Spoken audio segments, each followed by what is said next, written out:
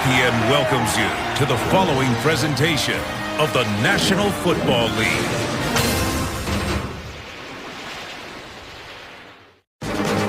Championship after championship, trophy upon trophy.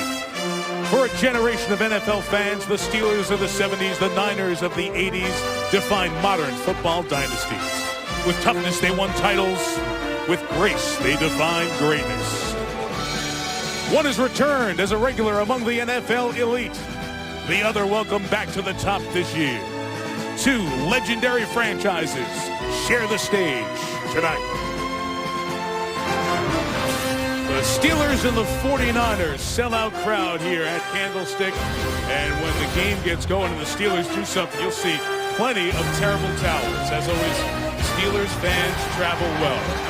Toss won by San Francisco and deferring the option to the second half. So much on the line, both sides. Mike Tomlin, youngest coach to win a Super Bowl. His Steelers beat the Patriots in Week 8 by 8 points. So they win tonight. They got the tiebreaker edge. They win out, and they are the #1 seed in the AFC. Baltimore and their entire team and their coach John Harbaugh watching younger brother Jim Harbaugh's San Francisco 49ers pulling for them for brotherly love and also for their help in the AFC. San Francisco get tied with New Orleans. They're even at 11-3, second best record of the conference. Tiebreaker belongs to the 49ers head-to-head with the Saints because of one fewer conference losses. Storylines here tonight, and that's #1. He's not Tebowing, he's bending. And we'll find out if Roethlisberger can hold up with that left ankle. And you can see right there are two different shoes. Heavy tape job and a brace for Roethlisberger with the high ankle sprain. Now, Mike, we've been around these two teams the last couple of days, and they are both lathered up for this game. There's a lot at stake tonight.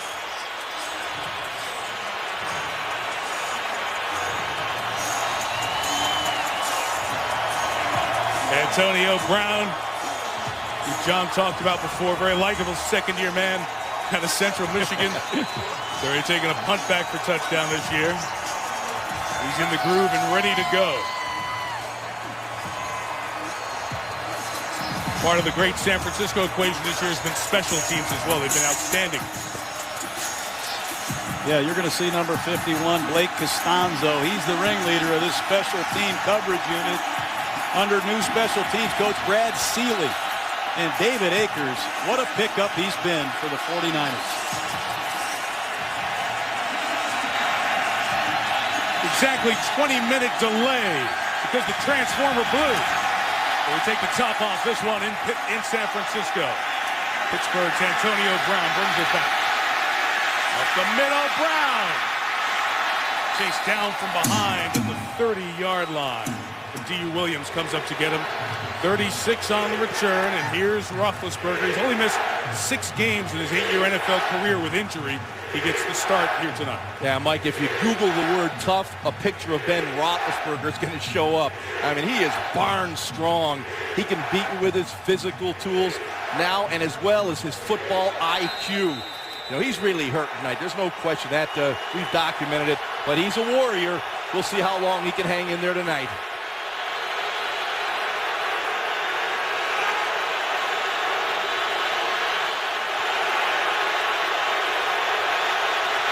Opening drive from the 30, Rashard Mendenhall gets one.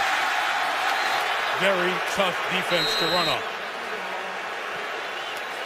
Roethlisberger has been all week with ice and stem and heat and trying to get everything done to the ankle because he is a guy who is so essential, as John said, to what Pittsburgh does when they're out of the pocket and the offense is rolling. Mike, the strength of his game is mobility, extending the play. We've got to watch tonight how that immobility will impact his performance.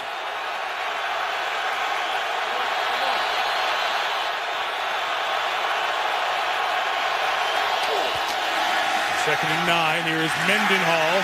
Eluded the first tackle, and the great effort guy, Justin Smith, comes to get him a couple of yards shy of the first down. It's a third down for this group. Mendenhall coming off the field, but he'll do most of the carrying. Hasn't had a 100-yard game in his last 5. Wallace and Antonio Brown changed the face of this offense. Hines Ward, a third receiver you'll see a lot. And Heath Miller always gets open, it seems, on third down. changes up front. Legursky, the center, starts with the injured Marquise Pouncey. Trey Essex, not Chris Kimoyatu, goes in at left guard. And the Steelers have struggled their last 3 games in third down efficiency. Empty set, Hines Ward on the field, 3rd and 2. It's a 4-man rush, out quick. There's Miller, first down at the 41-yard line. This is a good call right here. You got Ben in the shotgun. Get the ball out quickly. It's just going to be one step, plant, deliver the football. Does a nice job of coming through that throw. Once again, it's his left high ankle sprain. You'll see he's going to protect his feet when bodies are around him. Mike Wallace just ran right by Terrell Brown. And I'm sure Mike Wallace just said, hey, big fella. Boy, Ben is hobbling around already. Isaac Redmond joins Mendenhall in the backfield, leads the way for Rashad Mendenhall. Can only gain maybe a yard. It's San Francisco defense. Isaac Sopoaga on the nose, along with the rest of the guys up front. Justin Smith, Ray McDonald, and Alden Smith, the pass rusher. Toughest to run against in the league. Patrick Willis out. Navarro Bowman calls the signals. Larry Grant fills in for Willis. Did a nice job last week. Secondary, 5 interceptions for the safety, Deshaun Golson, and Carlos Rogers, who came over from the Redskins. Those 2 guys patrolling the back end.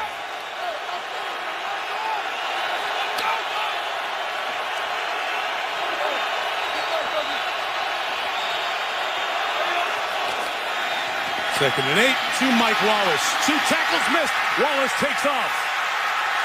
Wallace down the sideline and out of bounds at the 22-yard line. Well, it's a no-back set. The Steelers motion to a quad formation. 4 receivers to the left. They isolate Mike Wallace on a slant route. He crosses face. Culliver misses a tackle.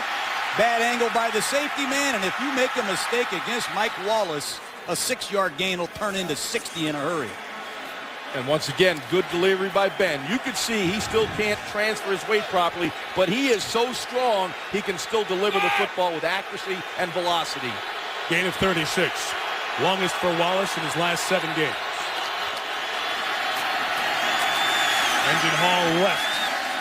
Harris Harrelson starts the tackling. Ball came out. The 49ers coming out of the pile with the ball. And nothing being signaled by the officials except it's down at the 18.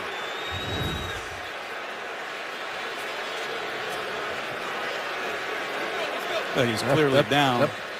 You sure of that, John? Is he laying on bodies? He's laying on top of bodies. Yeah. See there. There you see the knee come down. Yep.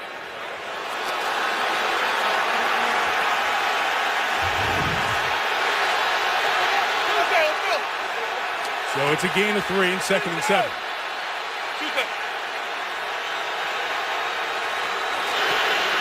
In the red zone, Pittsburgh, and Ben fires, intercepted.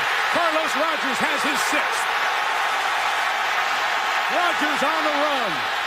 Tackled by Max Stark, shy of the 30. It's rare that teams get in the red zone on San Francisco.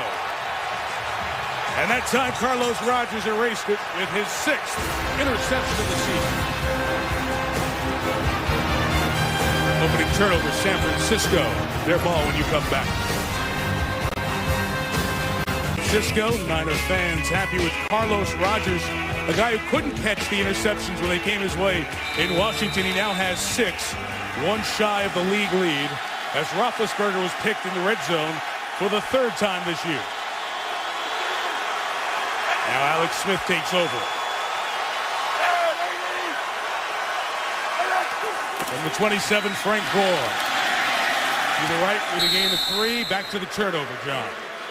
Well, poor route distribution. David Johnson doesn't cross the safety's face. There's no separation, and really Ben Roethlisberger should throw the ball to the top of the screen to Antonio Brown as the outlet. Poor route distribution, easy interception, and a bad decision by Ben Roethlisberger, and that's what happens when you miss practice time. I don't care how experienced you are in the same system. Let it roll, let it roll.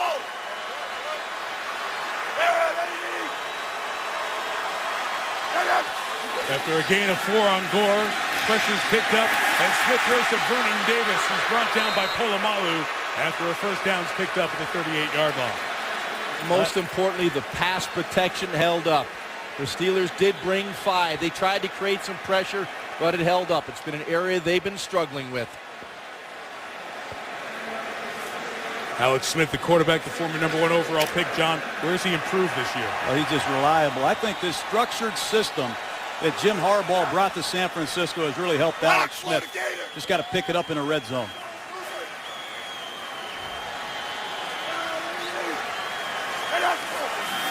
On the 38, a first down pass. On the sideline, Michael Crabtree. He catches the most passes for his 49er team. It's 56 now on the season. It complements the running of Frank Gore, over 1,000 yards for the 5th time in his career. Delaney Walker plays all over the formation. Watch him tonight. Kyle Williams playing very well the past month, emerging wide receiver. Up front, an eye on 74, Joe Staley suffered a concussion on the first play of the game last week. Only returned to practice, was cleared late this week. It's a line that has been intact all of this season. They do a lot of this. A run off the edge, a sweep. Ted Ginn, and the speedy receiver right at the mark. First down, 49. Well, there's the jet sweep. You see this in college football, and they like to use 10-400 meters. This is just a full-speed dash by Ginn, and they're going to try to snap it before the Steelers can get there. And they're asking Ted Ginn to outrun anybody, and that's what he's done 7 or 8 times this year. A creative play. You don't see much of it in the NFL, Jaws, but Ted Ginn, he can still fly. Yeah, you see it a lot in high school, John. Pretty simple play, but effective. Backfield empty. Alex Smith likes to operate like this. Gore couldn't hang on with Ryan Clark closing in on him. The Pittsburgh defense, as you know, Dick LeBeau, the great coordinator, they're always good. Those 2 veterans, over a decade in the year now for Kiesel and Hampton. As for the linebackers, without suspended James Harrison, Jason Worlds, second year out of Virginia Tech, bookends Lamar Woodley. In the secondary, Ike Taylor for about 5-6 years gets your best receiver, covers them everywhere. Then you have the incomparable Troy Polamalu showing up anywhere and everywhere on the back end for Pittsburgh. 2nd and 10. They show a pass. Draw it with Gore. And he's into Steeler territory at the 46. 3rd and 5 coming up. Not a lot of people challenge the Pittsburgh Steelers base defense. A lot of people try to get them in nickel, but the Steelers are going to run right off the right side behind their rookie fullback, Bruce Miller. They told us they're going to challenge the strength of the Pittsburgh Steelers run defense, and that's their base 34 look that features Casey Hampton, their longtime Pro Bowl nose. This is where the Steelers like to heat it up.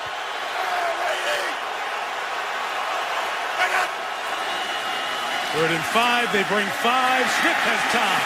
He's got a first down with Kyle Williams at the 38-yard line. 2nd-year receiver out of Arizona State.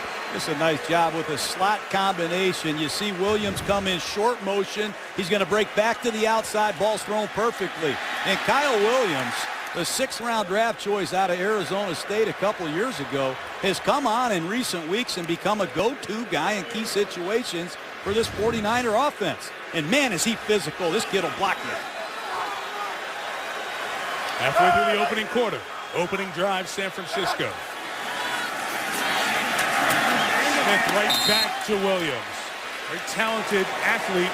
He's the son of Kenny Williams, who's the White Sox GM in Chicago. The White Sox drafted him. Was a very good baseball prep player. Went the football route. Injured last year. Breakthrough the second half of this season. And right now the 49ers are developing a nice offensive rhythm. The quick passing game. Alex Smith getting the ball out of his hand quickly. The offensive line so far, good job of identifying the Steelers' blitz and picking them up. So far, so good for the 49ers.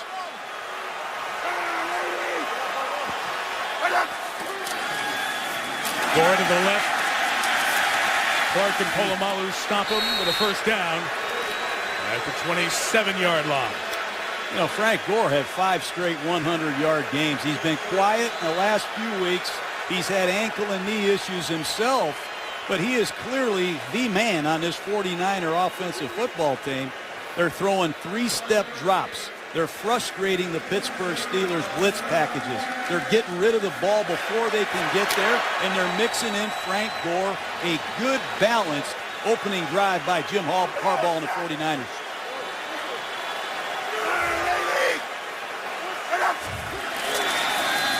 Gore left. Blocked from the fullback, Bruce Miller. Frank Gore into the red zone at the 14-yard line. Gain of 13. What do you think of Bruce Miller? You're talking about a rookie from Central Florida. There was a defensive end. Watch a fullback on a kick-out block to the left side right here. And Frank Gore gets excellent surge from his teammates inside. You don't see a lot of clean holes like this against this Steeler defense, Jaws. And Delaney Walker, the number 2 tight end, they like a lot of 2 tight end formations, caved in the right side of that Steelers offense. Now, this is where the 49ers have to show up in the red zone. Gore out. Kendall Hunter in. Smith pressure, has to get rid of it. And it's incomplete. Cameron Hayward heated him up. All these Steeler defensive linemen look the same to me. Cameron Hayward, first-round draft choice out of Ohio State. That time comes right up the middle. Unblocked, really. And Alex Smith goes to his hot receiver. You're lucky to get up from some of those collisions. Yeah, this has been their problem, John, as of late. Not picking up those blitzes, unblocked defenders after Alex Smith, and not executing in the red zone. It's been their Achilles heel.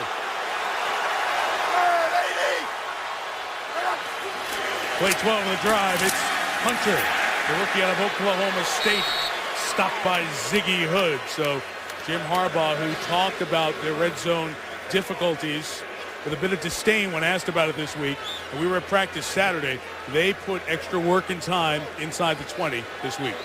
Well, eventually it's got to pay off. You know, this is a red zone league. A lot of teams move the ball 20 to 20 and kick field goals. Those are the teams that'll be watching the playoffs on television. You've got to be able to punch the football into the end zone when you get these opportunities. Frank Gore back in, 3rd and 10.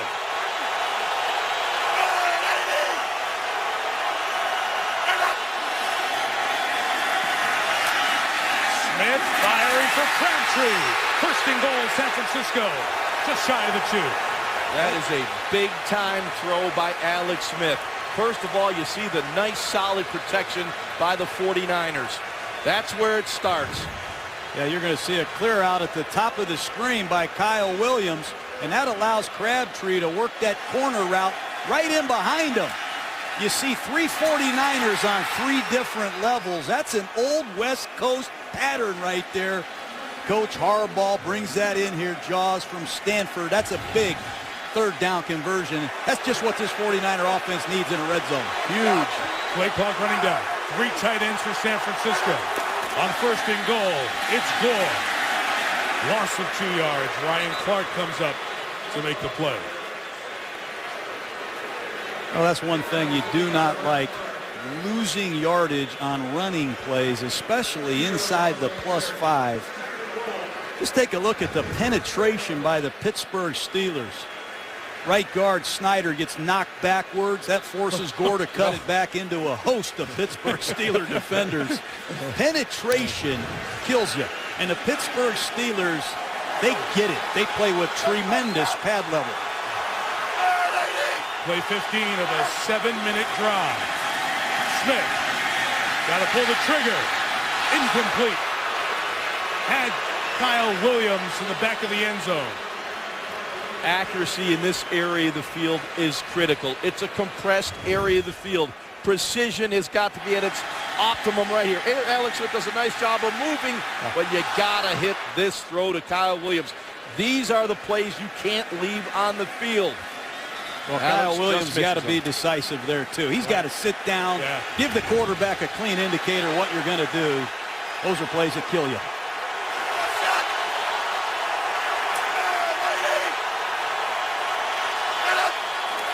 From the 4, Polamalu off the edge. Changes the trajectory of the pass to Gore. Incomplete. And a field goal attempt coming. Well, when you get in a no-back set or you're free releasing all your eligible receivers, you have to throw the ball hot against the blitz. Here's Polamalu forcing a hot, and the quarterback has to throw the ball before the blitz can get there. And Frank Gore is wide open. I think he scores here. Again, the accuracy in this area of the field, you got to put it on his numbers. Where maybe a foot outside in front of his belt buckle, let him catch it and turn up the field. An inaccurate throw by Alex right there, cost him a touchdown.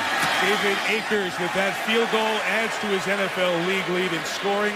Ties Jerry Rice for the most points in one season for a 49er. Harbaugh wanted a flag on the Steelers. Instead, he has a 3-0 lead. It's the longest drive the 49ers have had, 17 plays, since the 2008 season. But 17 plays and a field goal. Been a bit of the story for the San Francisco team this year. The good news is David Akers has 37 field goals. The NFL record in a year is 40. But it's because of their failures to score touchdowns in the red zone that he's on pace for that mark.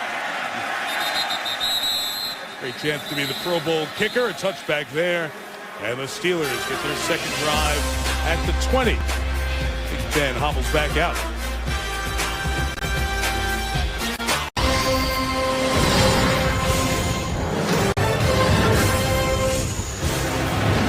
$10-3 and 10-3. Two teams that are in the tournament. They are in the playoffs. With huge seeding implications on the line tonight. Pittsburgh and San Francisco. Just the second drive for the Steelers. Roethlisberger intercepted on the last drive. Runs Rashad Mendenhall almost 4 yards to the 24. All the conversation of the Roethlisberger ankle. If you didn't see it last Thursday night, the home win over Cleveland, a high ankle sprain here. Obviously, high ankle sprain, it's above the bone. It's when the leg turns in, the ankle turns out. Because the ligaments above the ankle, up connecting to the bones at the bottom of the leg, that's why it is so much more difficult to overcome than a lower ankle sprain. And why Roethlisberger needed all the different types of treatment virtually around the clock this week back in Pittsburgh. Only 1 day of practice, Saturday. 2nd and 6, taking a shot down the sideline from Mike Wallace, who had a step on Terrell Brown, but was overthrown. Yeah, Wallace beat Brown early in this football game, and I know everybody saw it in Pittsburgh. They said, let's go get him again. That time Wallace gets by Terrell Brown again. Ben overthrows him. Mike Wallace has become the premier deep threat in all of football. 22 catches of over 40 yards. That's a lot since 09. 4.2 speed at the combine coming out of Ole Miss. This kid can bring it. He can fly. Llewellyn Moore, the back, 3rd and 6. San Francisco brings the pressure. Roethlisberger, what a catch by Antonio Brown. Stopped on a dime. Shook the nickelback Chris Culver and got a first down at the 31. Antonio Brown does a heck of a job catching that football, but the pressure by Ben is right up in his face, and he just hangs in there. This is what he does. I mean, he's oblivious to the pass rush, people in his face, around his body. Slightly inaccurate throw, but Antonio Brown does a terrific job of adjusting his body, reaching back, and snagging the reception, and then getting the first down. They love to get into these trips formations and isolate Antonio Brown away from everybody. Here he is at the top of the screen. We saw Ben give him a hand signal as he goes to Mendenhall to the right. Ahmad Brooks and Ray McDonald able to stop him after a gain of about 4. Guys, Rashard Mendenhall, his production is down this year. His average is just under 4 yards per carry. He's a player who's been a 1,000-yard rusher the last 2 seasons. Some work to do to get there here in the last 3 this year.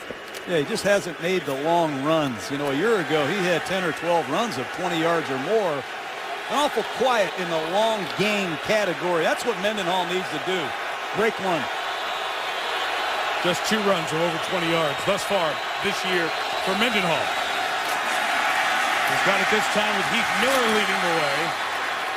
And a first down against the best run defense statistically in the league, the 42. Boy, these shotgun misdirection runs that the Steelers dial up are strange. Watch Mendenhall accept this handoff as he picks up a pulling guard and Heath Miller is tight end. Counter plays from the shotgun. Mendenhall starts to cross the formation, then he picks up 2 blockers. Well-designed play by the Steelers.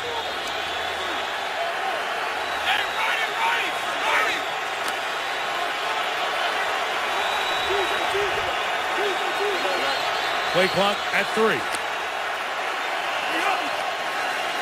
The 4-man rush. Ben throws underneath Brown. Almost deflected it into the hands of Dante Whitner and almost took it all the way to the end zone. Once again, Ben in the shotgun on first down. Quick release of the football. Ben throws 55% of his passes out of the shotgun. So even though he's a little bit injured tonight with the high ankle sprain, he's used to being back there in that shotgun. Antonio Brown has to make this catch. You see the one-step drop. That ball's on his hands. Bobbles it. Tips it away.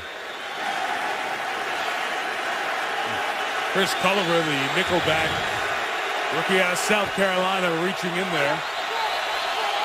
Rodgers moves inside on the nickel, and Culliver moves outside. Ben's got all kinds of time. Middle shot from Miller, intercepted. Deshaun Goldson now has 6 interceptions, and he's got the sideline here. Tackled by Jericho Cotchery at the 45-yard line. 20 yards on the return. And this San Francisco team, a turnover machine, they've created 33 this year. 2 drives, Roethlisberger. 2 interceptions, San Francisco. 3-0 in good field position for the Niners. 2 first-quarter interceptions by Roethlisberger. Alex Smith and the Niners take over at the Steeler 45. Final seconds of the opening quarter. And Michael Crabtree has another catch. He's right near a first down as the quarter comes to an end. 9 for Crabtree. San Francisco put together a lengthy 17-play drive for the only point to the quarter after one in San Francisco. 49ers by 3 on Monday Night Football.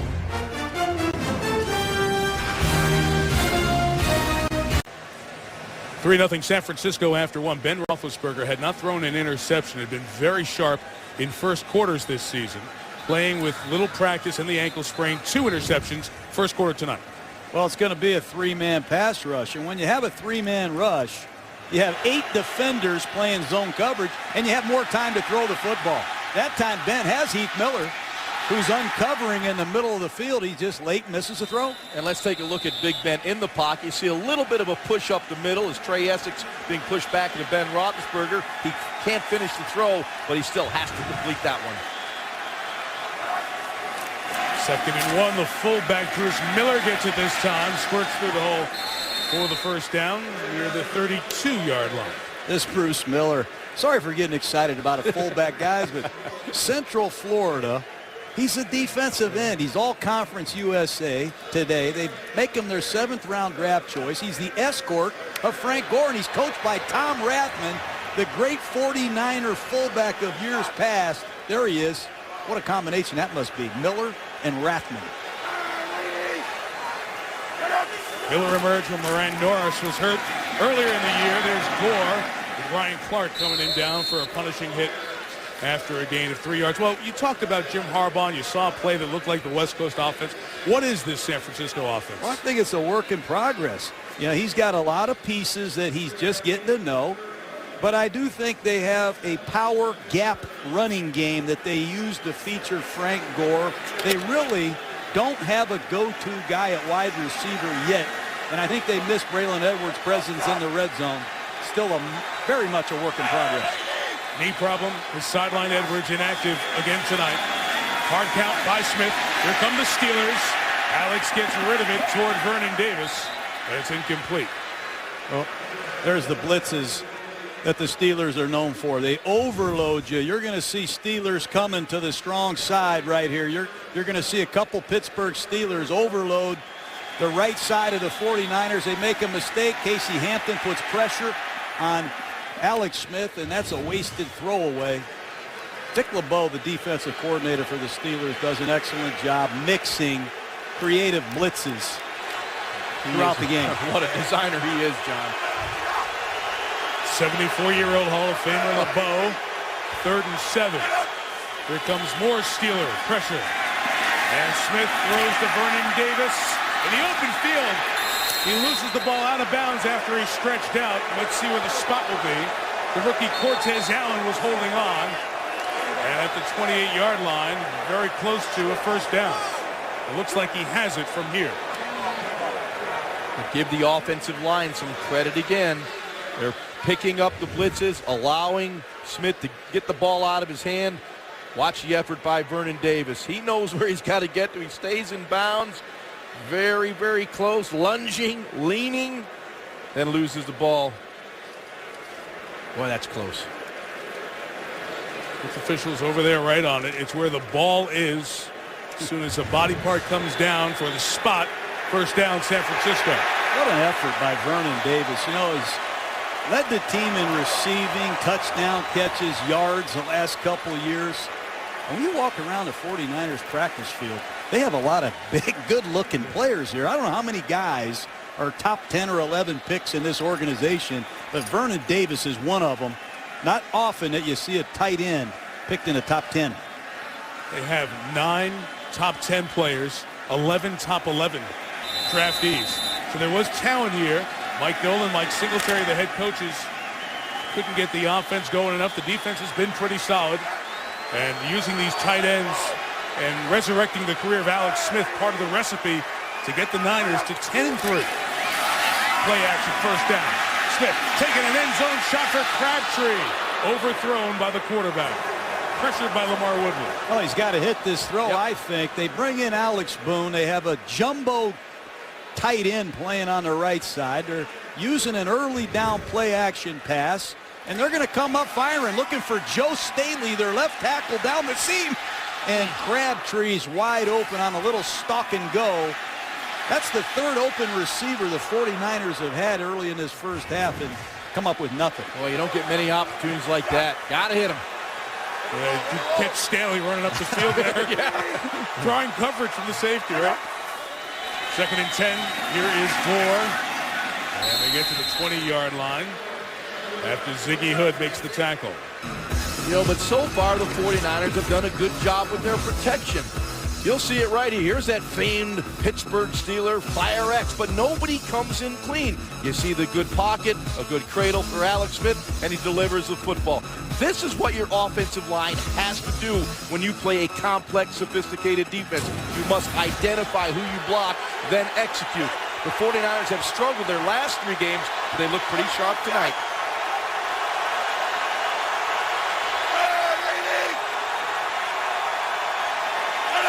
Steeler fans making a lot of noise on this 3rd down as Gore can't hang on in the flat. And Brett Kiesel, the end, went out there with him on the zone pressure. You know, this Brett Kiesel, he doesn't get enough credit for being a great athlete. He has that thing they call the beard. But I'm telling you, Kiesel doesn't just rush. He doesn't just play defensive end. He can drop off in coverage. He was a great basketball player in high school, and Dick LeBeau uses his athleticism in coverage. Excellent get off by the Steeler defense. David Akers will have a chance to eclipse Jerry Rice's 49er record, albeit a kicker, erasing a touchdown record by Rice. Most points in a season by a San Francisco 49er, 141. 2 field goals for SF, and the Niners are up 6. Well, Christmas Eve Saturday, you'll have most of the NFL action. The game's Sunday night with the Packers and the Bears. And we are in our normal spot the day after Christmas, Monday night countdown, 7 Eastern. And then the Falcons and the Saints. Falcons trying to get into the postseason. The Saints rooting against the Niners here tonight. They'd like to have the opportunity in their hands to win the division and control their fate for the 2 seed in the NFC. In New Orleans the night after Christmas for Monday Night Football. Antonio Brown going to take a knee. Drive 3 for San Francisco when you come back. 2 drives, Ben Roethlisberger, his first and second first quarter interceptions of the season.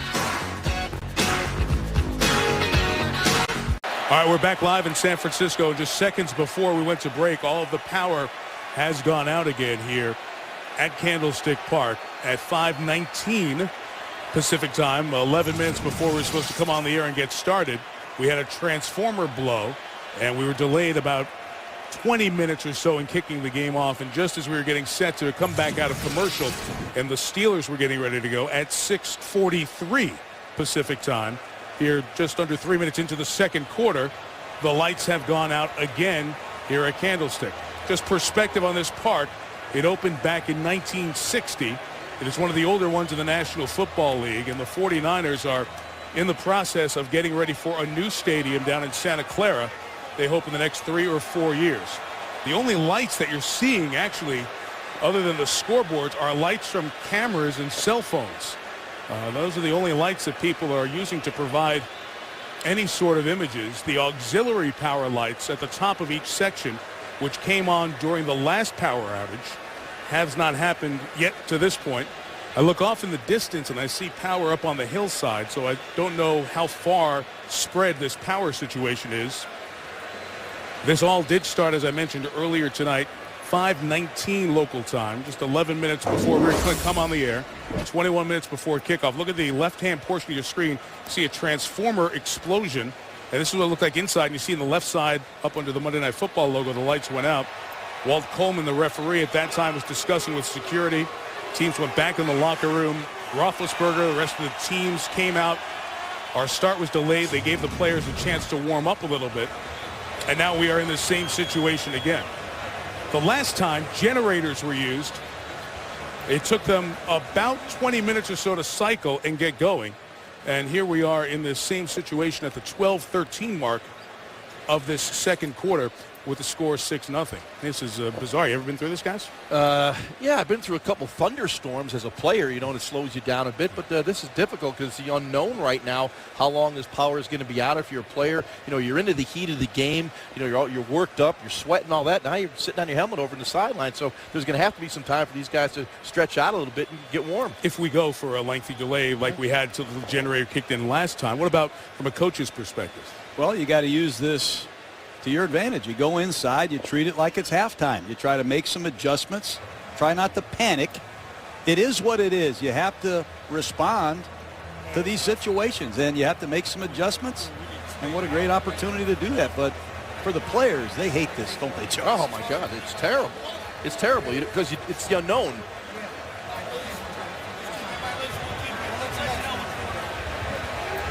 Walt Coleman, obviously,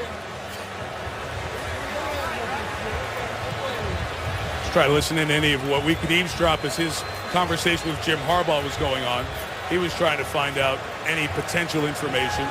Immediately when the lights went out earlier, about an hour and a half ago, some idiots running on the field, and security, which has more important things to deal with right now, is down there tackling him and taking that guy off as the players watch that. You know, about an hour and a half ago when this first hit, everybody fought back immediately.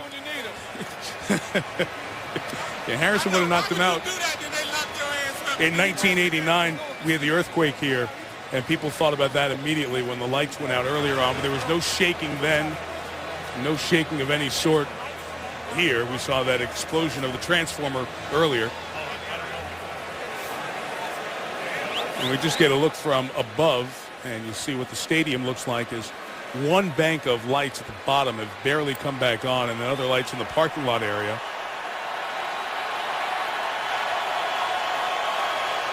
And we'll continue to check what's happening around the area. We had mentioned the new stadium that they are talking about here in San Francisco, and obviously this facility is only used for the Niners now, not the Giants. It is antiquated. It is very old. This is the proposed stadium in Santa Clara. The political part of it is almost done. Most of the financing, starting with some major banks getting in on an $850 million loan, that's about done. This is right across the street from where the 49ers headquarters is. 40 miles south of here, close to San Jose, which actually has a larger population in the city than San Francisco does. So this stadium, we may not see many more Monday night games or any games here. Probably another 3 years worth until they get that new stadium going, if all is locked in. We had 3 night games here last year. We've had 2 power outages thus far. So we are in a power delay. I don't think we have rain delay theater, but we have Boomer back in the studio. We'll continue to keep you updated from San Francisco. 12:13 left second quarter. Niners lead 6-0. And, of course, it's Ben Roethlisberger's ankle that he took a shot for the pain. How long does that factor in as the night goes longer and longer. As we ponder all that, here's Chris Berman back in the studio. Has come back on, so this will be about a 16-minute delay. It looks like we're ready for play. The players, as you guys were talking and we were showing, we're staying as loose as possible. The power is on in the city. This seems to be somewhat localized. There are two main lines of power coming into the stadium. The first one failed. The second one was struggling. Went out for a bit. It's back on. So we'll continue. This is the third drive of the night for the Steelers. Their first two ended in interceptions. After a 16-minute delay, we have a penalty flag, the first of the night. And we hear Walt Coleman.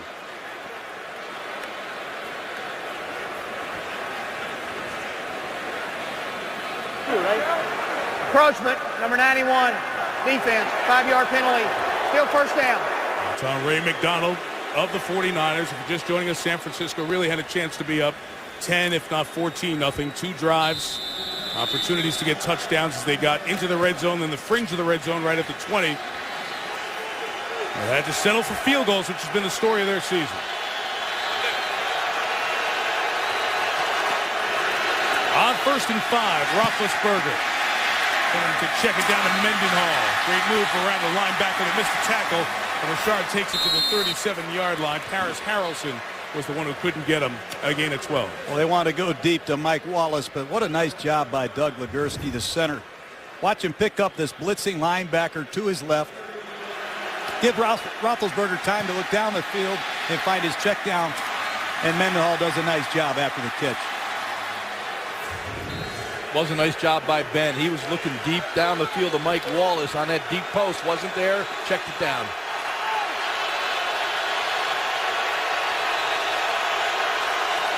First and 10, Mendenhall moving up the middle. Deshaun Goldson takes him, gain of about 6. John Sutcliffe is our sideline reporter, been with us for about a decade on ESPN Deportes. He's covering tonight. John, what have you found out? Well, they don't want to say a lot, Mike. I went to the third floor to operations. They don't want to say anything.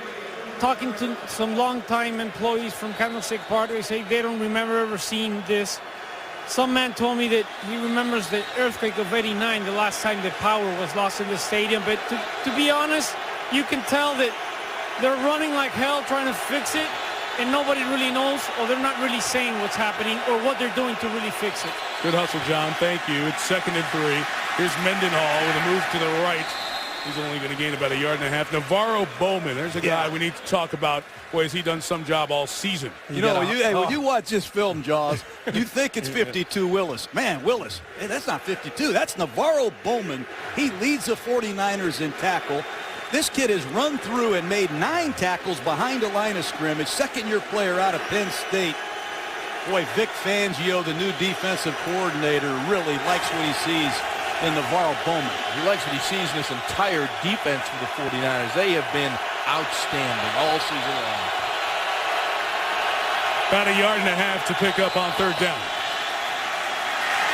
And Roethlisberger stepped into that one. Heath Miller into Niners territory with a 1st down. Well, every quarterback loves to have that security blanket. When you need a big play, you need a big catch, someone that you can count on. Number 83, you see him right there. He's in the backfield, just releases, little check down. Really good awareness of the void in the defense, the soft spot in the defense. And Ben, after the throw, gets bumped. You can see he's still favoring that injured ankle. Isaac Redmond, 2nd year out of Bowie State in Maryland, is the back. David Johnson, the tight end, comes to lead for him. Bounce to the outside by Redmond. The 42-yard line, gain of about 6, but a marker down. Coming back. Holding, number 79, offense. 10-yard penalty, still first down. It's on Trey Essex. He's starting over at guard because of the injury at center to Pouncey. They had to move Legursky in at center and slide Essex into his guard spot. Well, the Steelers have been struggling to run the football.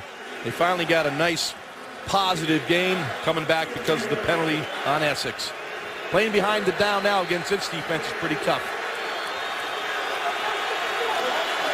That's Alden Smith, 99, the rookie out of Missouri, 7th overall pick, 10.5 sacks this season. Number 99. Pass is complete to the sideline. Jericho Cotchery gets most of that penalty yardage back. We got another one down. Ben Roethlisberger always does a really good job of finding his wide receivers. Illegal formation. Number 17 on the offense. He covered up the tight end. 5-yard penalty. Still first down. That one really hurt. But Ben did find Cotchery one-on-one, got the ball to him on time, but that one's coming back. Well, mistakes have killed Pittsburgh. 2 interceptions by Roethlisberger, and now 2 costly penalties to stymie this drive. You don't want to make things any more difficult than they already are against this 49er defense. And Aldon Smith at the bottom of the screen, number 99, you better watch out for him.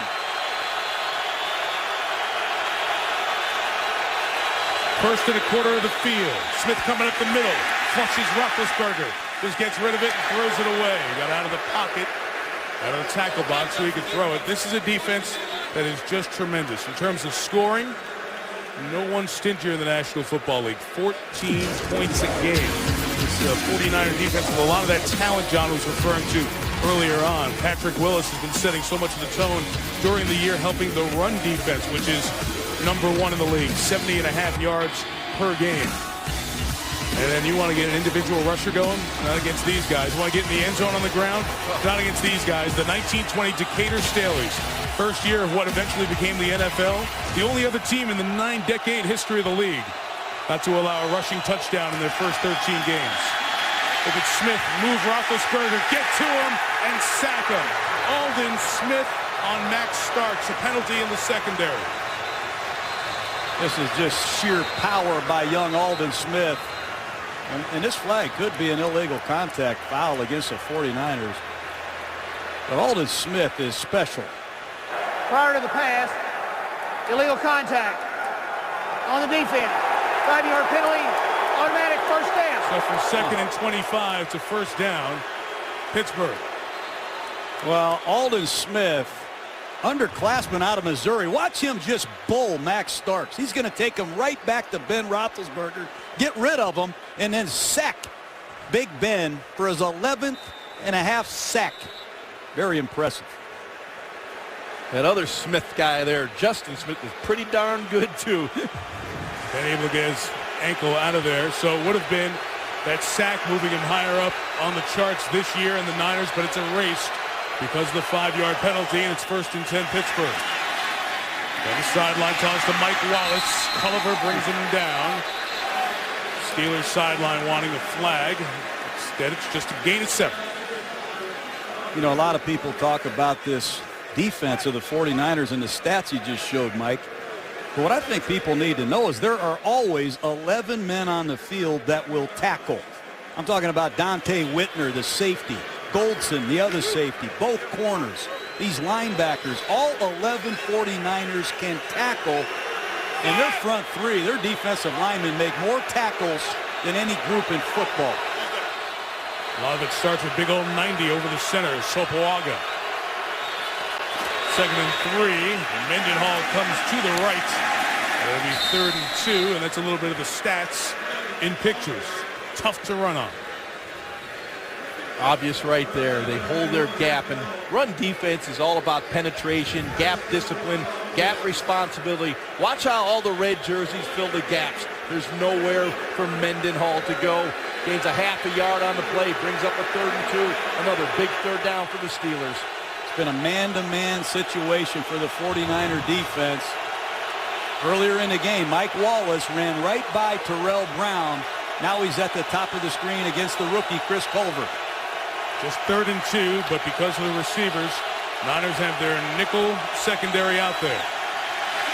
Roethlisberger throws underneath. Wallace caught it and got the first down before Culver could get him. And Goldson was a missile from the safety spot trying to stop him. That's what I like about Mike Wallace's development. He used to just go up the field and make plays. Now he crosses the field. He has no fear. I mean, that's impressive. You got to have guts to be a wide receiver in this league. And Ben Roethlisberger does an excellent job finding his alternate receiver. I got a feeling Roethlisberger is going to heat up, Jaws. 2 different shoes to deal with the high ankle sprain on the left side. First down in Niner territory. Deep drop. Justin Smith chasing him. Throws it in the direction of Mendenhall, so it won't be intentional grounding. Well, this is what the Steelers love to do off their play-action play. They like to get the shot play down the field, but the 49ers secondary did a terrific job. You'll see off the play fake, Ben's going to snap his head around. He's looking for the deep cross, number 17, Mike Wallace, across the field, but the 49ers covered it. Ben had to check it down, get it out of his hand before he went down. Jaws, you were talking. John and I just looked at each other, mouth the same thing. Justin Smith. I'll take two of those. He's one of my favorite players in football. Let me get to him, because I think he might be the defensive MVP in this league. What a play he made there, huh? 2nd and 10.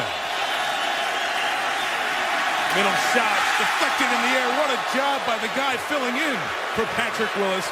Larry Grant, 6'1", climbing the ladder. Larry Grant, he's drafted by these 49ers. Let go. Then he goes and plays for the Rams. Now he's back. Here he is on the weak side of the formation. Watch Roethlisberger drop back to pass. And Grant, he shows you something right there. Shows athleticism, and Ben's got to be careful. He's trying to stick some throws in there. He's already paid the price on a couple.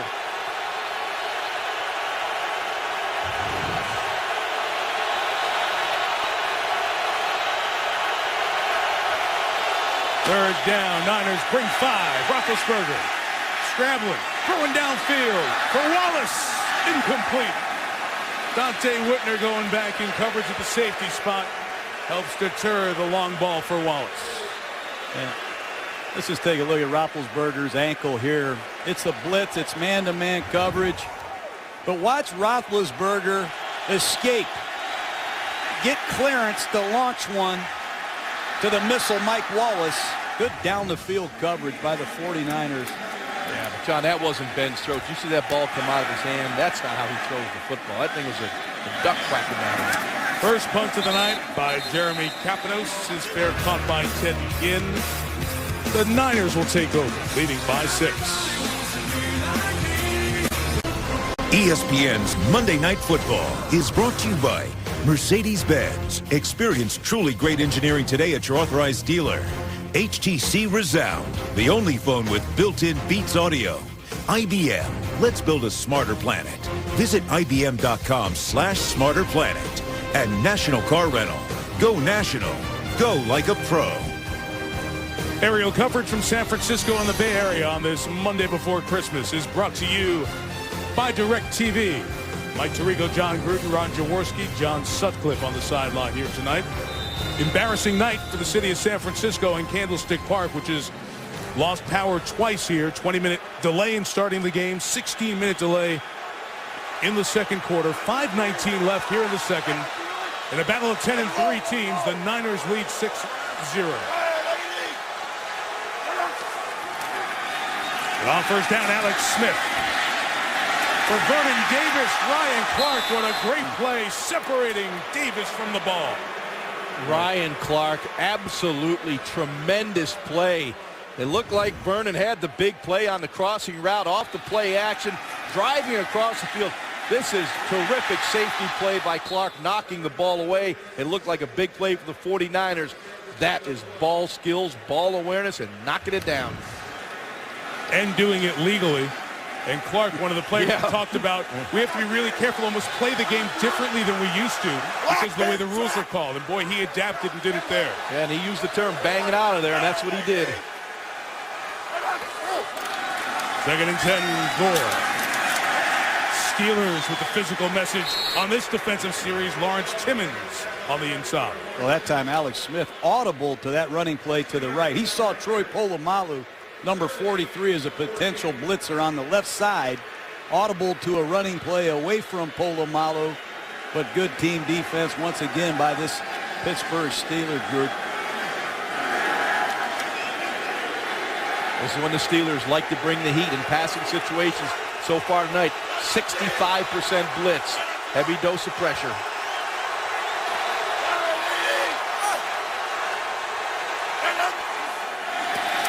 They rush for Smith, throws a first down. It's a big play. Kyle Williams catching it at the 24-yard line. Well, it's nothing fancy. It's just quick hitting pass plays. That time Alex Smith from the shotgun catch and release, just a simple hook route on the right side of your screen. You see Lamar Woodley, number 56, getting chipped by Frank Gore. These are just bang, bang passes, and the Steeler pass rush doesn't have time to get there.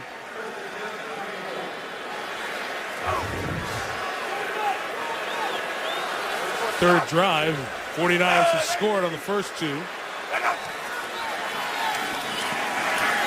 Let's pick up that time by Gore, and Timmons gets a hand on the pass intended for Davis with the coverage by Ryan Clark. And the 49ers are throwing the ball frequently on first down. And keep an eye on Lamar Woodley. Great pass rusher for the Pittsburgh Steelers. Has had hamstring problems for the last month. Told us last night he felt as good as he's felt in some time.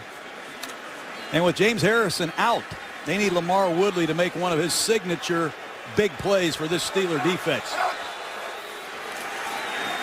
Here he comes from the backside, chasing Smith down, but Alex gets away, gets the first down out at the 38-yard line. You know, the one thing that people don't talk enough about Alex Smith, his athleticism. He is a gifted athlete. He can run. He would prefer to play the game from the pocket, but he sees the running opportunity and takes advantage of it. You'll see Woodley coming from the backside.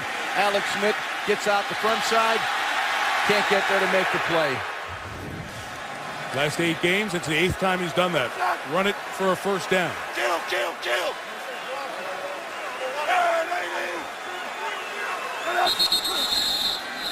And a whistle with a false start. False start, number 59.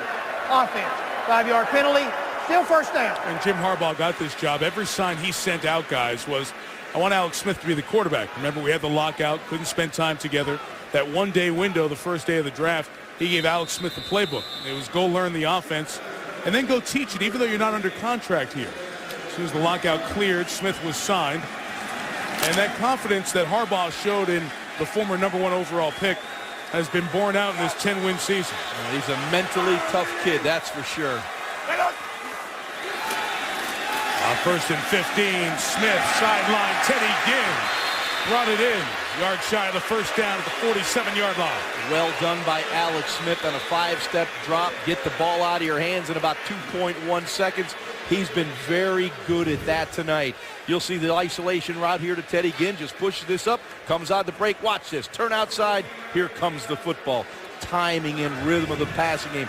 Very nice right now for the 49ers. Been good all night. Quick drops.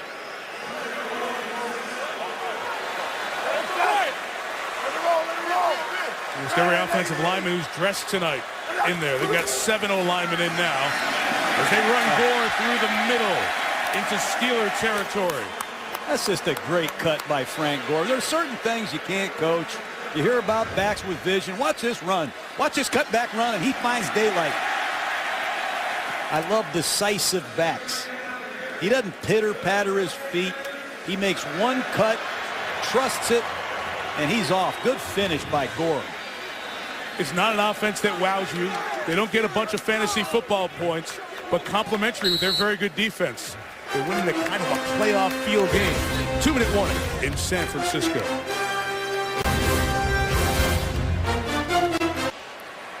Coming up on the Toyota Halftime Show, Chris Berman will interview Dwayne Wade, star of the Miami Heat, in advance of our opening day of the NBA. And the NBA on ABC will have the Heat in Dallas to take on the world champion Mavericks in a rematch of the finals. And Hubie Brown and I will be down the coast at Staples Center in Los Angeles for Kobe and the Lakers against Derrick Rose and the Bulls. So you'll hear from D. Wade coming up at halftime, setting the table for Christmas Day and the tip-off of the NBA season. At the 2-minute warning, on first down, Smith with a sideline toss for Delaney Walker, and Clark, the safety, in coverage again. Incomplete. Boy, they love these wheel routes, we call them, where the receiver starts to the flat and then takes it up. Watch Delaney Walker in motion. He's going to run into the flat and then take it right down the field, trying to fool the flat defender. Pretty well covered by Ryan Clark. He actually fooled Alex Smith in the undercut, and Ryan Clark and Alex didn't get good definition of the route.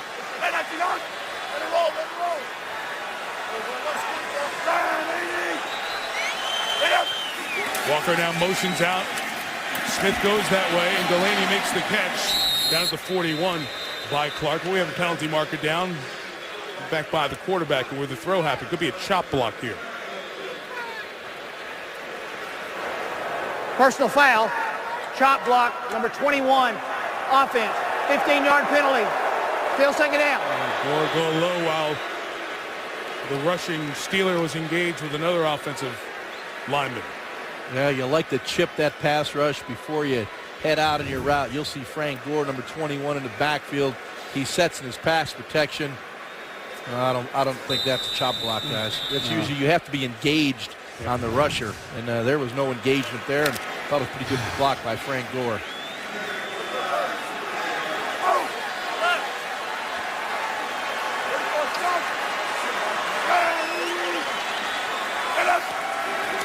So it becomes 2nd and 25. Larry Foote trying to erase Gore. Reading that draw. Casey Hampton comes up with a tackle. Now the Steelers will use the timeout, trying to get the ball back here at 1:44. We'll have 3rd and long coming up for the Niners. As we got ready for the game this week, John and Jaws both saying this would be a low-scoring defensive game, and we are seeing it here. 6-0 49ers. Well, neither one of these defenses gives up a pass play of over 20 yards ever, it seems like. You got to look at a lot of film to see the Steelers or the 49ers give up an explosive play. And that's what great defenses do. And San Francisco's got to be real careful right here.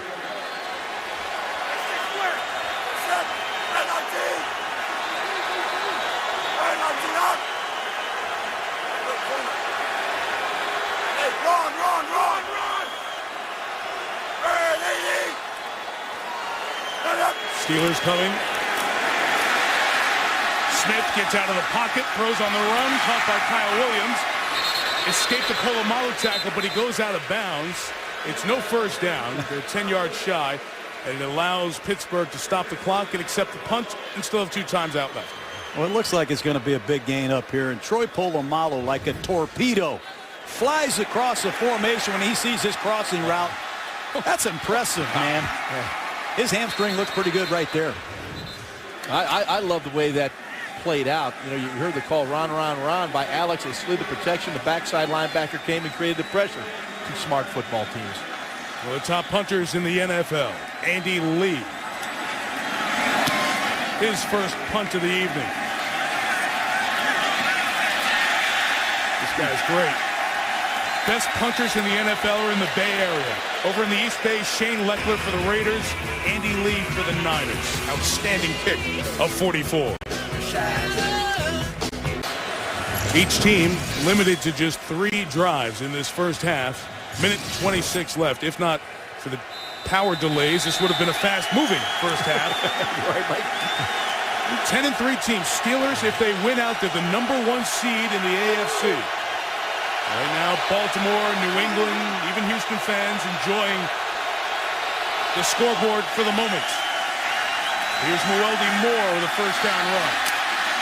Moore got a nice block from Matt Starks downfield and got out of bounds at the 25-yard line. So out of bounds and 20 yards for Moore. Well, that's a great way to slow a pass rush down. You see a lot of teams in the NFL running this where the tackle sets and then goes and gets his linebacker. And here come the Steelers after a big backed-up run to Mueldy Moore. Longest run of the year, his longest since 2008.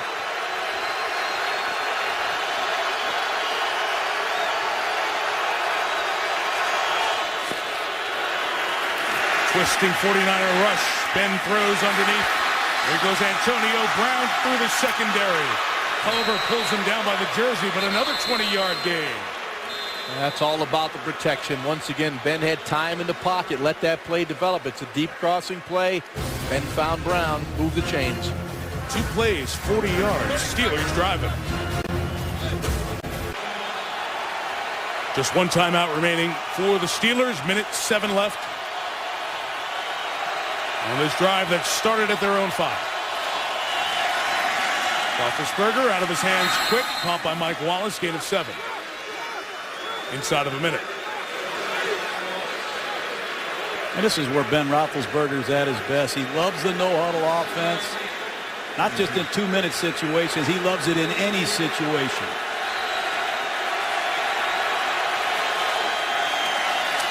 Right back to Wallace, but this one was deflected on the way in. Even Larry Grant, the linebacker, subbing for Patrick Willis. Yeah, right on, Mike. They brought the heat on that time. They've been sitting back with that 4-man rush and 7-man in the secondary, playing everything underneath as well. But here comes Grant on the blitz. Just hits the ball. Here you look at Ben right here. Tries to come over the top. Again, you could see Ben favoring that left ankle. Willis was working hard at practice the other day. Hopes to play on Saturday in Seattle. But Grant and Bowman doing a good job in his stead.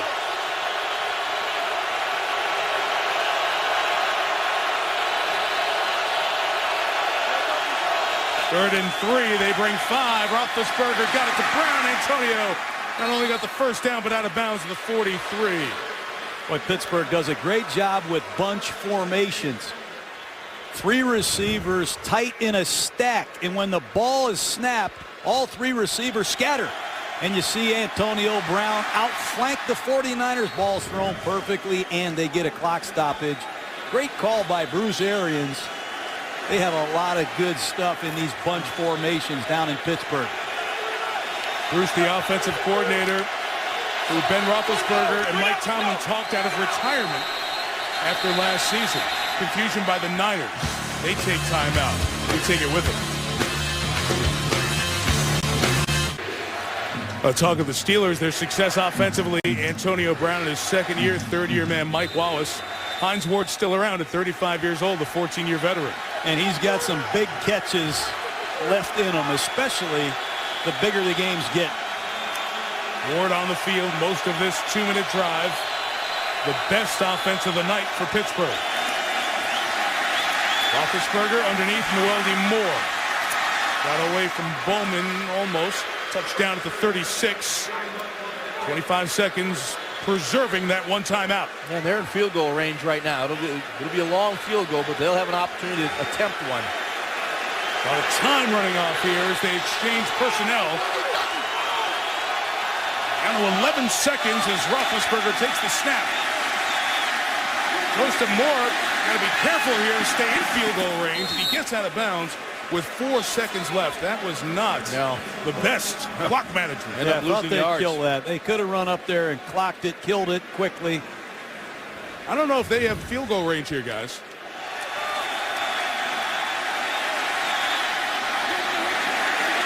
There's Justin Smith again. I tell you. We have 4 seconds left. They're at the 37. From here, a field goal would be 55. Sean Sweezen's not a 55-yard guy, especially in this heavy, damp air of the Bay Area. His long of the season is 49. So they will go for it here on the final play of this first half of the timeout taken by San Francisco.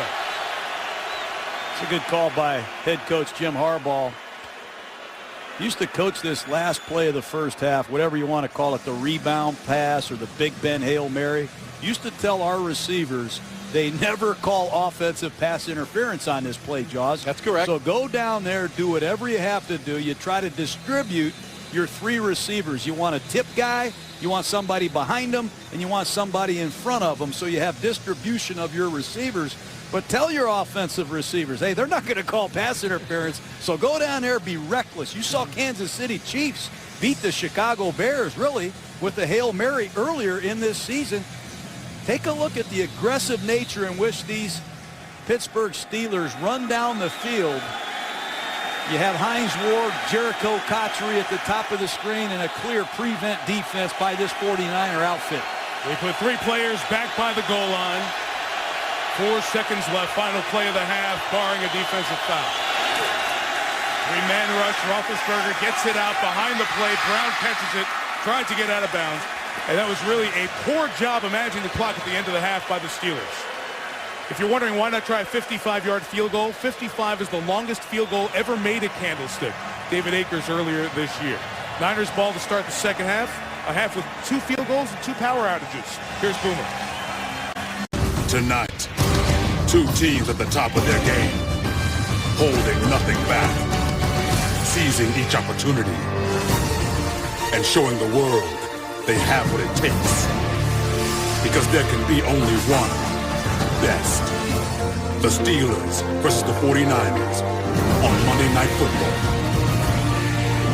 Well, you see a lot of the Steelers on national TV. The national opportunities for San Francisco, few and far between. This 10-win team is showing America their defense is playoff caliber and worthy. 6-0 at the break. Mike, John, and Jaws. Niners second half. I like the Niners' plan so far. Short, quick passing game, been effective. Alex Smith has to hit some of those passes that he missed in the first half. I think we said it at the top of the broadcast. The turnover margin is going to have a lot to do with this football game. Right now, the 49ers have intercepted Roethlisberger twice. Steelers got to get a turnover of their own. That's the one thing this defense, uncharacteristically of Pittsburgh, hasn't done. That's generate turnovers. But so far, the 49ers +2 in that category. That's the story of the game, if you ask me. They have Ted Ginn back deep to take this second half kickoff. Ginn, who had an opening day to remember with a punt and kickoff return for touchdown. Sean Sweezum to kick it off.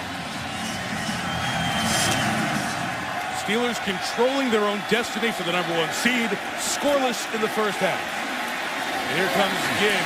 Can't even get to the 10. Erased by Stevenson Sylvester. And here's John Sutcliffe on the sideline. Mike, I talked to both coaches about how it affected the blackout, and Harbaugh says he just wanted to keep his players loose. Tomlin said it didn't affect him anything. I asked him about Big Ben, how he was feeling. He says he's fine at halftime. They just got to capitalize better their drives. They've got to finish their drives, and he also said we've got to take care better of the ball. We can't give up turnovers. Yeah, 3 drives here, John, in the first half. Interception, interception, and then that last drive that Pittsburgh had, their 4th of the game, they moved it down the field. 80 yards, but they end up mismanaging the clock really at the end of the half and don't even get a field goal attempt. This just drive 4 of the night for San Francisco. Starting at its own 9. And they got a false start. That's the fullback. False start, number 49, offense. Half the distance of the goal. Still first down. Yeah, that first half, the 49ers had opportunities that they didn't take advantage of. Here, a chance to hit Williams in the end zone. You see Alex Smith throw it behind him. Again, Frank Gore quickly in the flat. The high throw, incomplete. Had to settle for 2 field goals. Here, Crabtree does a nice job with the stutter go. Alex overthrows him. These are opportunities that you have to take advantage of when you play a great Pittsburgh Steelers defense.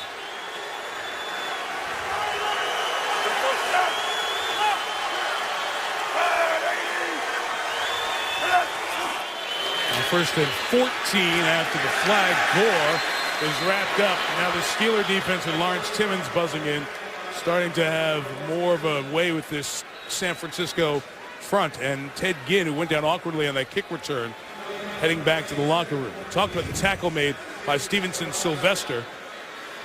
And Ginn's leg gets bent awkwardly underneath.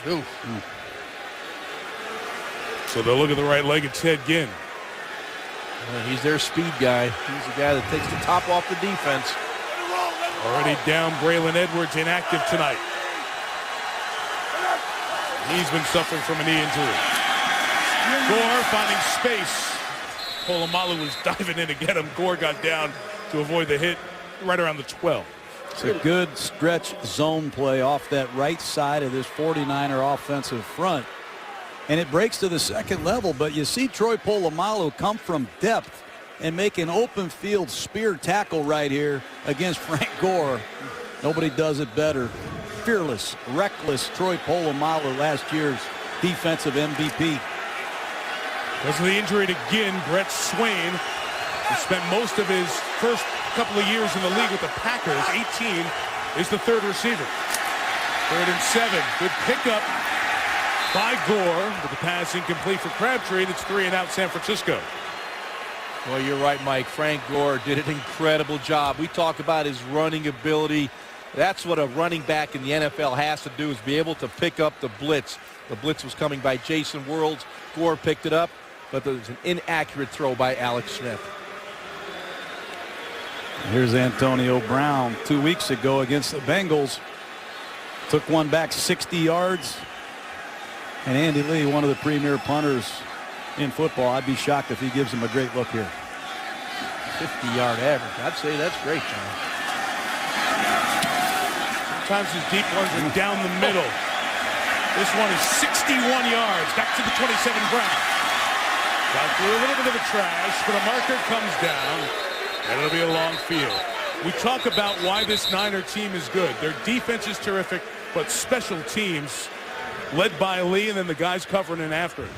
Well, Stevenson Sylvester, number 55, with a punishing block. It looks like they're going to call it a block in the back. But Blake Costanzo, number 51, hit hard. And Costanzo is a special teams phenom. We have a second flag here, guys. It's back at the spot where the punt happened, at the line of scrimmage. So while Coleman sorting. We have 2 fouls on the receiving team. Illegal block in the back, number 53. That penalty is declined. Holding, number 42 of the return team. That penalty will be accepted and penalized from the end of the kick. First down. So they flipped the field. It was at the 13-yard line, and Pittsburgh will take over back around his own 20 when we come back. Monday Night Football is brought to you by GMC. Enter the Never Say Never sweepstakes for a chance to win a GMC Sierra Denali at gmc.com/NFL. The Droid Razor, thin is no longer frail, only at Verizon. And ESPNshop.com, where you can get all of your official NFL sideline gear. So the Bay Bridge in the distance. We're here in San Francisco. It's a lovely night weather-wise. Crystal clear the last 3 or 4 days. Temperatures in the 40s. And a lot of Steeler fans in the downtown area for this visit. Mendenhall, first down run. Gain of 11 for a shot, brought down by Carlos Rogers. Good start to the half for the Steelers. Man, I love counter plays, and David Johnson, number 85, does an excellent job with the pulling guard coming back to the right side. This is an old-fashioned counter to the weak side. It's blocked to perfection. I really like what this young Pittsburgh Steeler offensive line has done, given all the changes that they've had. Big first down. Roethlisberger playing on the gimpy ankle. Mendenhall to the right after a gain of 10, a loss of 1. Back at the 26, Larry Grant making the tackle. Now we've had a delay in starting the game and then a 16-minute delay because of the light issues here. A senior NFL executive telling ESPN, if we have another outage, we're going to stay here as long as possible to try to finish the game tonight, unless it should become a public hazard with the crowd. If that's the case, and the game has to be suspended, they look to finish it tomorrow during the day here at Candlestick. And if for some reason we can't play here, we'd go to Oakland and finish there. So there's the update if we have another issue with the lights. And we hope that's not the case. Made it through the last hour and 20 with the power on. Roethlisberger across the middle, incomplete. Well covered in the secondary with Antonio Brown blanketed. So if you're just tuning in, 8:19 Eastern, 5:19, about 21 minutes before kick. Transformer kicks off there on the left, and you'll see it upper left of your screen there, and all the power goes out. The game eventually started 20 minutes late, and then a second event happened about an hour and 24 minutes later at 6:43 Pacific time. 3 minutes into the second quarter, we had a 16-minute delay. Players stayed on the field, and action resumed. Yeah, a lot of Steeler fans here. Everywhere you go. Yeah, they travel well. 3rd and 11, Roethlisberger. Going left side, broke it up. Terrell Brown at the coverage on Mike Wallace. There's no flag. It's 3 and out, Pittsburgh. I think Terrell Brown is the story of the 49ers secondary. He played about 4 or 5 years there, and he rarely got on the field. Now he's starting his 13th straight game. Number 25 at right corner, working against Mike Wallace. Great job breaking on the ball and getting a pass break up. I like that young Terrell Brown's progress. Ted get in the locker room. So Kyle Williams goes back to take the Kapanos punt. Had trouble catching it, and the Steelers have it. Keenan Lewis on the ball first. We have a marker down. Penalty flag is down. Keenan Lewis had the ball first.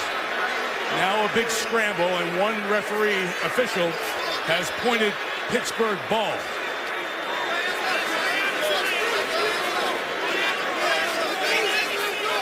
was the flag thrown? Was contact made by Lewis, or was it Lewis pushing in Reggie Smith of the 49ers? So we have that flag thrown back here near the catch spot. Just out of the long conversation waiting for an official to point. We've already had 1 point Steeler ball. And the Steelers are furious on the field. Here's Walt Coleman. Interference with the opportunity to make a catch on the kicking team. 15 yards from the spot of the foul. First down.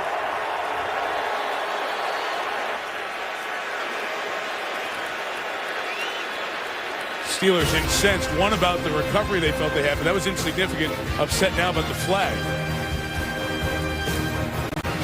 All right, NFC playoff picture. San Francisco hoping to get to 11-3, move to the 2 seed. They hold the tiebreaker with New Orleans because of a better conference record. Falcons and Lions in great wild card shape. Everybody else chasing, including the Eagles at 6-8, who can only get in by an 8-8 tie 3 ways in the NFC East. What's at stake for San Francisco here tonight? And Jim Harbaugh also hoping to do John Harbaugh, his brother, a favor. Baltimore trying to get back to the top of the AFC North. If San Francisco wins and Pittsburgh loses, those 2 teams tied. And the Steelers were swept by the Ravens this year. 15-yard penalty to the 47. On the kick-catch interference, Gore gets a first down run for 2.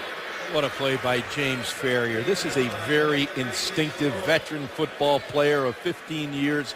Diagnoses plays very well. He just blew this up right in the backfield to see number 51. Bang! Read, react, make a play, force Gore to bounce to the outside, and a few more Steelers waiting for him. That Ferrier's a heck of a player. Been around a long time. Yeah. Let it roll.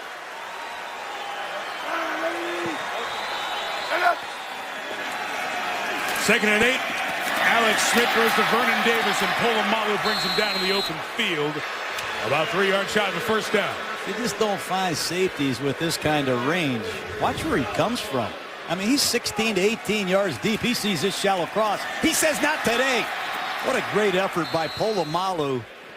I mean, Jaws, he could play. This guy, well-deservingly, was the NFL's defensive MVP last year, but that's one of the great plays you'll see. Sooner or later, John, you got to give it a look to that cross and go over the top, boy, because he is really biting everything now. Kendall Hunter, the back, 3rd and 3. Alex Smith throws for Swain, incomplete. Blanketed by Keenan Lewis. And it's back-to-back 3-and-outs for the 49er offense. A lot of good defensive backs in Pittsburgh. That time they played 2 deep with man-to-man underneath. And Keenan Lewis is not supposed to let Swain get to the inside. Nice wheel by Keenan Lewis, and he has help from Ryan Clark over the top. Big 3-and-out stop. That's what you do to those crossing routes right there. Knock them down. Andy Lee's terrific. The flight of the ball, getting it to die inside the 10. He did it earlier. It's 4th and 3, but the penalty on San Francisco. If it is, it'll make it 4th and 8, but the Niners hoping it's on Pittsburgh and a first down. Ball start, number 53, offense. 5-yard penalty, still 4th down. Eyes must be going bad today. No, that's number 53. You're right. That's my guy Bowman. Maybe your eyes are going bad. Yeah, I didn't see Bowman. False start there. Good call by Walt Coleman. I know that hurt you to say that.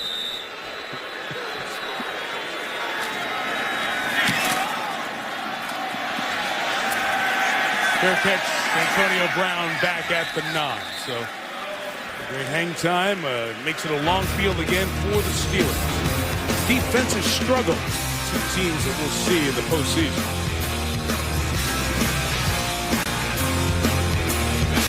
Steelers trying to win because they beat the Patriots by 8 in Week 8. They would become the number 1 seed and control their own destiny to have the road to the Super Bowl go through the home of the defending AFC champs in Pittsburgh.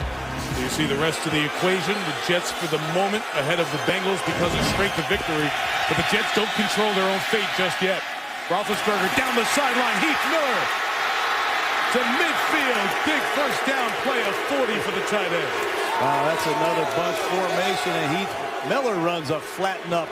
Call that a little wheel route. Ball's perfectly thrown by Roethlisberger. Watch Heath Miller start to the flat, look for the ball, and then turn up the field. And Ahmad Brooks got fooled. Great throw by Ben Roethlisberger. Brooks lost his eye discipline, John. He peeked in the backfield. Ben was looking the other way, and he came back and found Miller. Steelers really using a lot of these bunch formations. Look at these receivers bunched up to the left side. And Miller comes to block for Isaac Redmond. Just like the last drive. A good play on first down, and the ensuing first down is a loss of a yard on the ground. You're not going to make a living pounding the football up there against this 49ers defense. You give up 70 yards a game. That's the fewest yards in the NFL. 3.2 yards per attempt. I mean, they choke the running game of every team they play, and they're having a good night tonight against the Steelers. Here comes Aldon Smith. Once again, the first-round draft choice out of Missouri. Had a big sack earlier. He's a situational pass rusher only right now. And they'd love him to get after Max Starks again. 99, bottom of the defensive line, closest to you. Dropping in coverage as Roethlisberger throws to Miller again. Brought down right at the first down mark by Dante Whitner. Well, Heath Miller's the all-time leading receiver in franchise history at tight end for the Steelers, and you can see why. You can line him up in a lot of different formations. He's played in the backfield as a fullback. This time he just runs an outside breaking route after he looks for a hot throw. Great throw by Roethlisberger. He's starting to feel it, Ron. Yeah, John, actually, I think he looks better this second half right now. You can see the weight transfer. The ball's coming out of his hand. A little more zip, more cleanly, and on the target. You're right. He can heat it up at any time. Look out. 50 of those passing yards. The center forgot the snap count there. Everybody else was moving.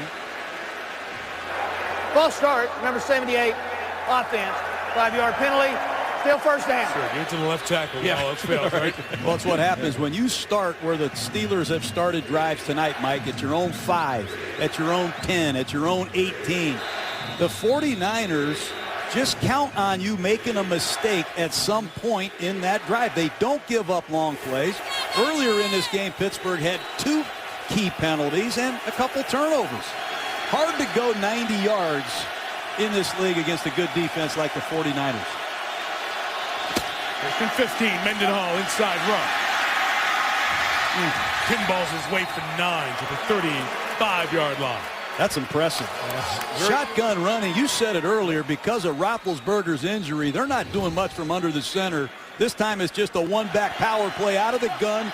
Great job by Trey Essex, number 79, as the lead escort. But the Steelers are throwing it in the gun, and they're running the ball out of the shotgun, probably because of Roethlisberger's sore ankle. You're absolutely right, John. In fact, that first half, they threw 90% out of the gun, normally only about 55%. We marked the forward progress to the 35. 2 more yards than I thought. Mendenhall bouncing to the outside again in a collision with Larry Grant and Justin Smith. Justin Smith.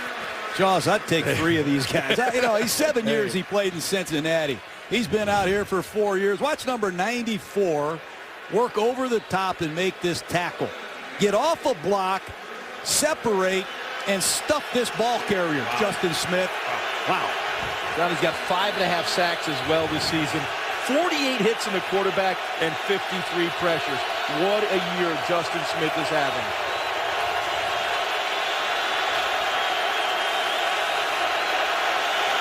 Third and 2, pressure comes. Roethlisberger throws back shoulder. What a catch! Is he inbounds? No.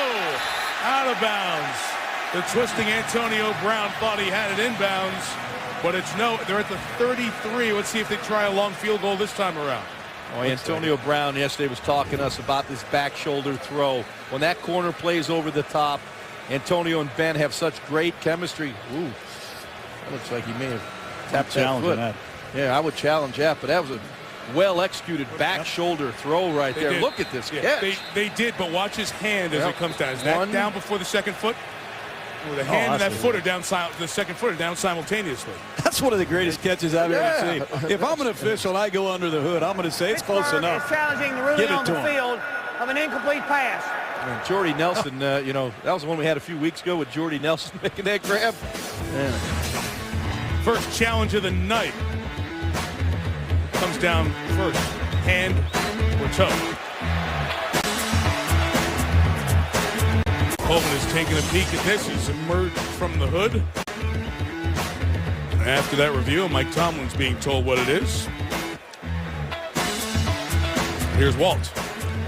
After reviewing the play, the ruling on the field is confirmed. The receiver's right hand hit out of bounds prior to the second foot coming down. Pass is incomplete. Pittsburgh will be charged with their first team timeout. Pittsburgh down to 2 timeouts. They can only challenge once. The remainder of the game was simultaneous. Even in super slow-mo, you can't really tell if that hand is down before the toe. The toe does come down and bounce right there. But it's almost touching the top of the blades of the grass. And Walt Coleman said confirmed, not stands. So it's no catch, and now here's a long field goal attempt for Sean Sweezum. Career long is 52. You know, the Steelers were coming down this way at the end of the first half and chose not to kick a 55-yard field goal. Strange. I'd be alert for the 49ers for a possible fake. It'd be a season-long 51. Kapanos, the punter, is the holder. Snapper Greg Warren. Sweezum nailed it inside the upright, and good with about a yard to spare. That's why they didn't try the 55-yarder. He's only good for 53. Great job. Hey. Wow.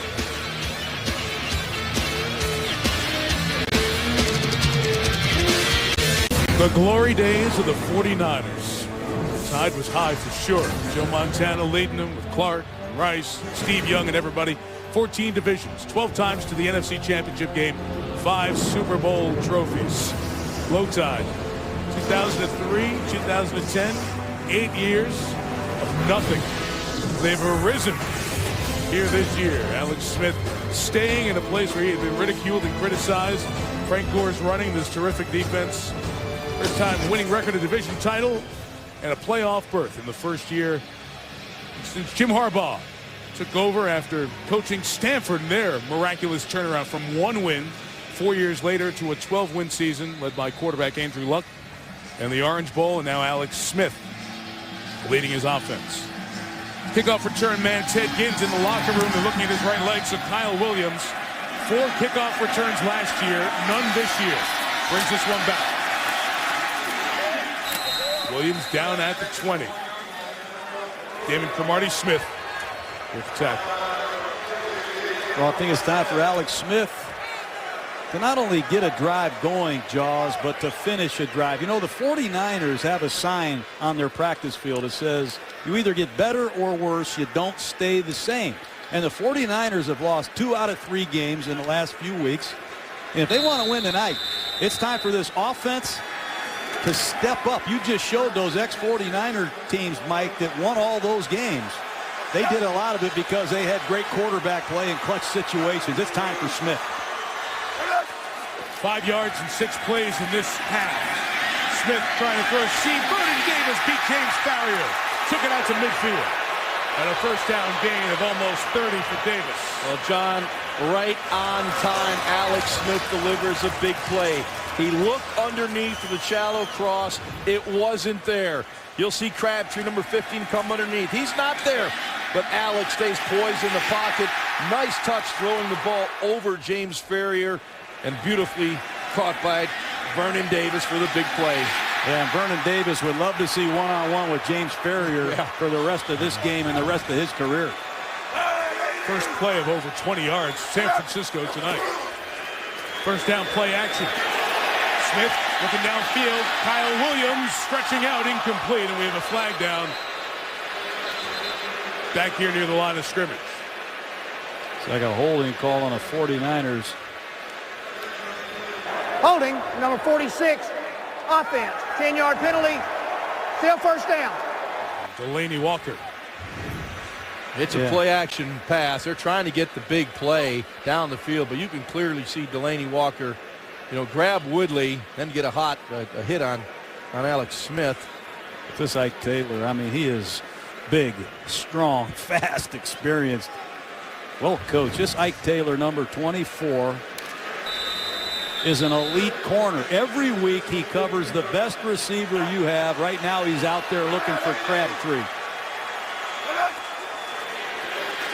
Smith a first down throw. There is Crabtree on Taylor, and they get the penalty yardage back. Well, he got fooled there, Josh. He gets the slant. Yeah, he went inside and Crabtree wide open. You'll see it right here. Check out the technique. He thought he was going inside, and Crabtree broke to the outside, just froze him. Well, you got to mix your splits up. This is a great student of the game, Ike Taylor. The only reason he hasn't been in more Pro Bowls is he doesn't have those interception numbers. But he is a very nasty tackling corner. I love his size. Every tape you pick up is all the same with Ike Taylor. Kendall Hunter, the running back for this second down, and he's got the screw. Here goes the rookie from Oklahoma State, Kendall Hunter. Brought down by Polamalu at the 22, gain of 27. Alex Smith does a terrific job of playing a game with the defense. The screen is all about drawing the defense to you. Watch Alex set, reset, draw the pass rush, and then dump the ball off to Hunter. That is well executed by the quarterback, setting it up nice. Nice kick-out blocks by the 49ers offensive line. And Hunter, you can see the explosiveness he possesses.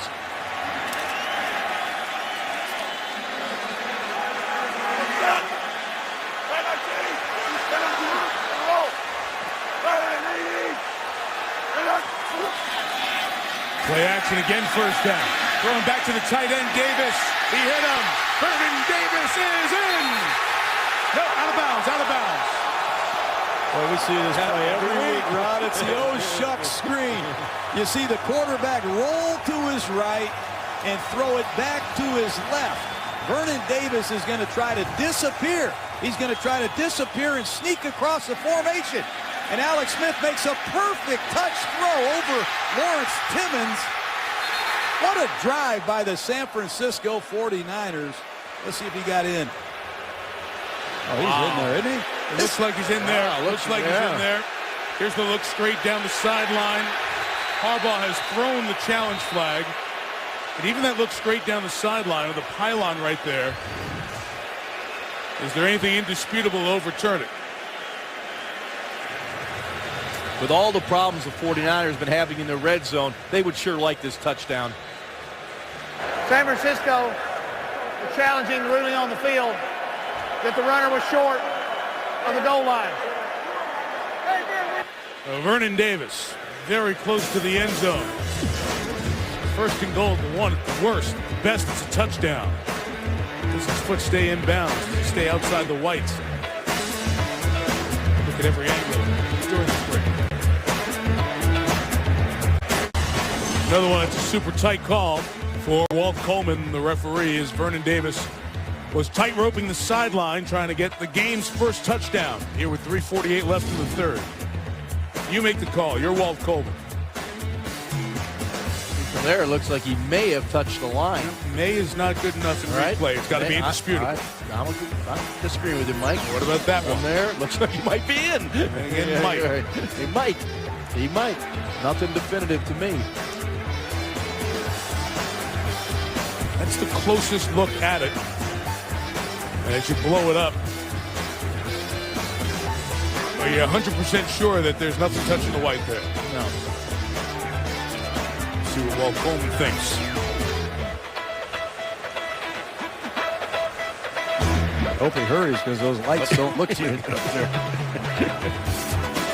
All right, here's Walt. He's had his look. After reviewing the play, the ruling on the field stands. San Francisco will be charged with their first team timeout. Stands not confirmed means he couldn't see anything, so each team is down a timeout, down a challenge. All right, here's where the 49ers have to punch it in.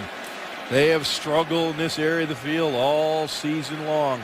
The worst red zone offense, number 32 in pro football. They have to gain a yard. See Alex Boone out there, number 75, Alex Boone in there. This will be as big as the 49ers can get for this 1 yard. They've got everybody on their roster as an offensive lineman on the field right now. And Tomlin seldom watched the pass. They've thrown to offensive linemen. They even threw to I-86 Sopoaga, the defensive lineman, in as a blocker earlier this year. Anthony Dixon is the big back. Booth, Smith, Davis, touchdown, San Francisco. They should have listened to Mike Tomlin. Great play calling right there. First and goal at the 1. You expect a very aggressive Steeler defense, and you run a bootleg to the right side of your quarterback and give it to Vernon Davis. Watch the Steelers right side of their defense. They're going to be fooled. Vernon Davis just bluffs like he's blocking and slips into the flat wide open. That's how you take advantage of an aggressive defender. Easy touchdown. Great call by the 49ers sideline. Yeah, Greg Roman, the offensive coordinator, took the gamble, paid off. David Akers, extra point. What do championship teams do? Answer. Steelers get their first scoring drive. They get 3. The Niners go 79 yards. 3 big catches for the touchdown for Vernon Davis.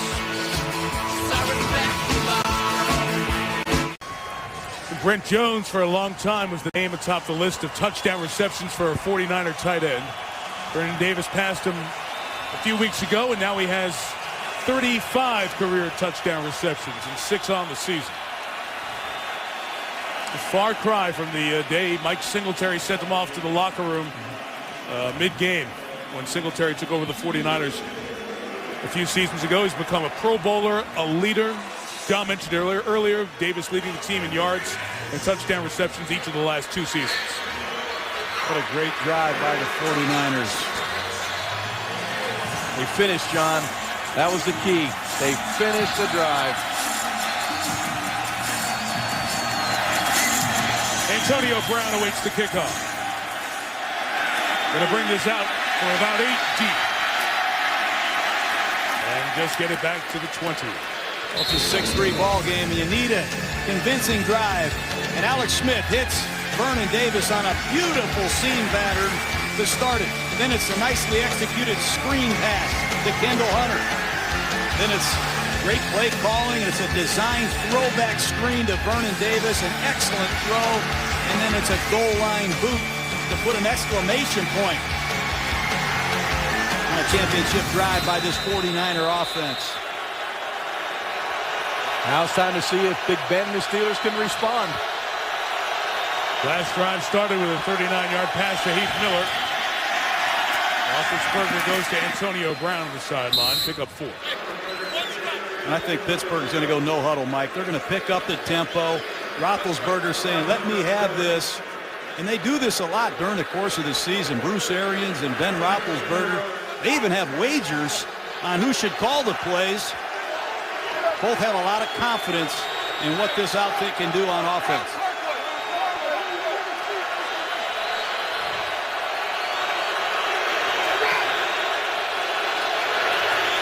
Shotgun run, Mendenhall. Right side's closed up. Got out of a tackle, Paris Harrison again. And what a run by Mendenhall to get a first down at the 34. I don't know how you coach runs like Mendenhall just made. And if you're a young defensive lineman at home, sign off on this effort by Justin Smith, number 94. It's going to start to the right. It's going to cut back to the left.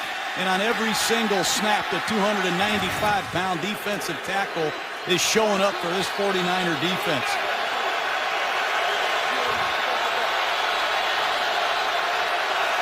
He's the wide defensive end, bottom of the screen as Roethlisberger pumps, throws over his head, wide open, down the sideline goes Cotchery.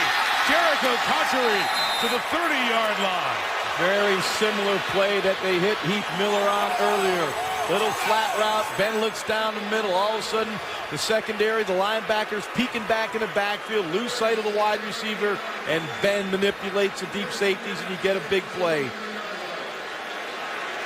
Here comes Roethlisberger. He's up and at him.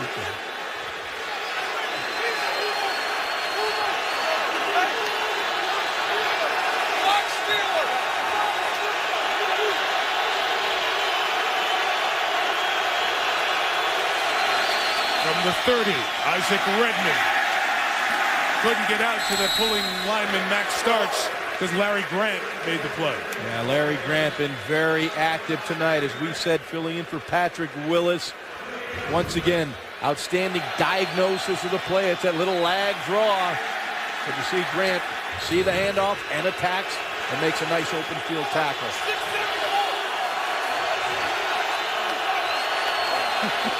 Mike Tomlin's listening, and he wants to know what the play is too.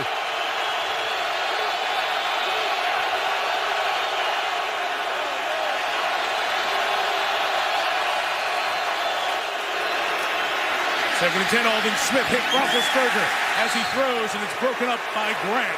You know, Grant's not getting enough credit. Yeah. He's tipped 2 passes. He's made open field tackles, and now he takes Heath Miller one-on-one. It's a simple, basic cross pattern. You see Aldon Smith with the pressure, but Larry Grant, who's filling in for Patrick Willis, has been one of the stories of this game for the 49er defense. Third time he's broken up a pass.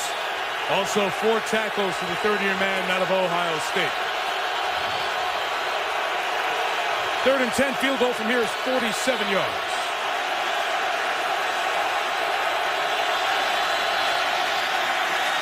Roethlisberger had to step up because of the pressure, and he almost threw his 3rd interception of the night. And once again, the rookie Aldon Smith and his pressure impacting the play. I haven't seen a young pass rusher like this in San Francisco since Charles Haley walked in here out of James Madison. This is incredible get-off. He's got freakish size. Watch him at the bottom of your screen, number 99. He's eating Max Starks alive. What a future this young man has. He's the missing element that the 49ers haven't had. That impact pass rusher. Great job by Smith. Squeeze him good from 51. Missed for 48. Wide left. No good.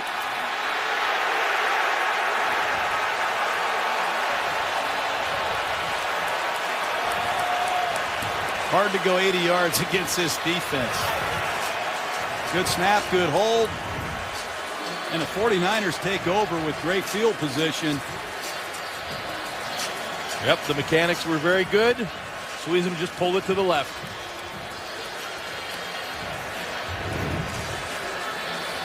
You got to really credit Aldon Smith, a rookie, number 54 for the San Francisco 49ers. Larry Grant, 2 young, up-and-coming 49ers. Vic Fangio, the defensive coordinator, is going to have fun with these guys for a lot of years to come.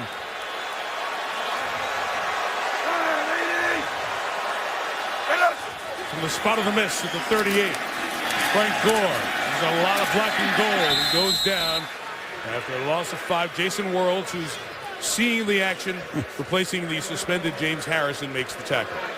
Well, that last play is an old-fashioned 49er 18 mob. Both guards pull. Hard to get the ball outside in the running game against this Pittsburgh Steelers defense. You've all heard about setting the edge. These outside linebackers, Worlds, Woodley, do not let the ball outside.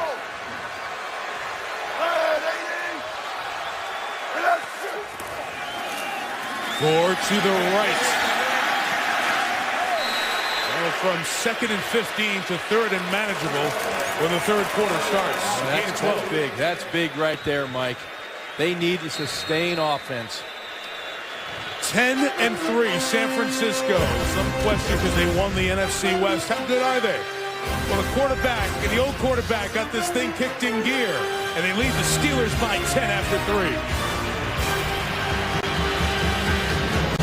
Off we go to the 4th quarter here at Candlestick Park in San Francisco. Mike Tirico, John Gruden, Ron Jaworski, John Sutcliffe on the sideline tonight. Well, these 2 teams are 1st and 2nd in points allowed this season in the NFL, and it's living up to that kind of billing. 13-3. Niners have the only touchdown of the game. 3rd and 3 to start the 4th. Here's Frank Gore. And the Steelers come up with a big stop here to get the ball back as Larry Foote, 10-year man out of Michigan, made the tackle. Just hard to make a living running the ball inside against this Steelers defense. You know, they get penetration, they're down linemen, and their linebackers are just so good at diagnosing a play, reacting to a play, and making tackles. I just looked down, did not see Lamar Woodley. on the field there the last couple of plays, and the Steeler bench tells us he's questionable with a hamstring, which is the worst thing the Steeler fans want to hear, because Lamar's really only played 1 quarter in the 5 games leading up to tonight because of that left hamstring. Andy Lee twice has pinned the Steelers inside the 10. Andy Lee's 3 for 3. That's amazing. Outstanding punter. Andy Lee into the long field for Ben and the Steelers down 10. ESPN's Monday Night Football is brought to you by Walmart. More Christmas for your money guaranteed. Save money, live better. Walmart. The new Capital One Cash Card for people who want 50% more cash. AT&T. Get it faster with 4G. Rethink possible. And NFL Magazine. Sign up for the new monthly magazine of the NFL at NFL.com/magazine today. Bay Bridge traffic is heavy, John. I know you're surprised. Our aerial coverage tonight from the Bay Area brought to you by DirecTV. Don't get John started. Traffic now, Mike. There's a lot of traffic, but it's worth the wait. One of the great cities in America here, San Francisco. All right, let's see what the Steelers can do. Their field position's been awful because of the Niners punting. Roethlisberger deflected and incomplete. Once again, Heath Miller in these empty backfield sets is a primary target of Roethlisberger, and it's number 54, Larry Grant, one-on-one in coverage. What happens to the Steelers when Willis comes back? I mean, the 49ers, Jaws. Yeah, well, Miller had him beat. Just an errant throw from Roethlisberger. 7 straight possessions starting at the 20 or in for the Steelers. Roethlisberger pressured, had to get rid of it quick. Antonio Brown is wrapped up by Deshaun Goldson, who has an interception here tonight. Just well disguised. Larry Grant comes on a blitz, and Deshaun Goldson covers Mendenhall and runs right through the tackle. Head up, eyes open, lock, lift, and drive. Textbook by Goldson. Heck of a job by Roethlisberger reading that blitz and getting out of his hand. Whistle from the side, flag down. Steelers move. No. False start, number 84, offense, 5-yard penalty, still 3rd down. And all this no-huddle offense, young receiver Antonio Brown. The communication has to get all the way out to Mike Wallace on one side, to Brown on the other. Legursky in there playing as a backup center. In this noise, on the road, down 10 in a no-huddle offense is going to be a real challenge for the Steelers.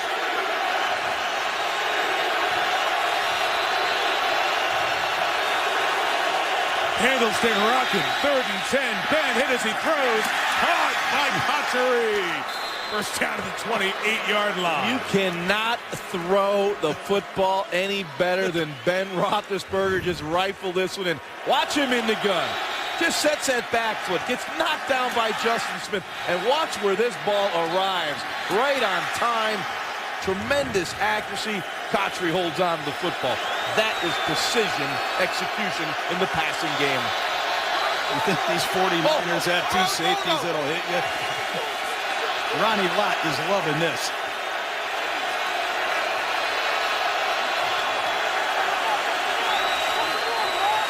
On the 28, shotgun run Mendenhall. Gains a yard. Somebody threw a shoe in there. As Navarro Bowman made another tackle. The importance of the game again for Pittsburgh. They've only mustered a field goal on offense. Bruce Arians calling the plays. Ben running no huddle the last couple of drives. Mike Tomlin's team wins out. They're the #1 seed in the AFC. They needed help, and San Diego down the coast in California last night gave them that help as they dominated Baltimore. But Pittsburgh not taking care of their opportunity thus far.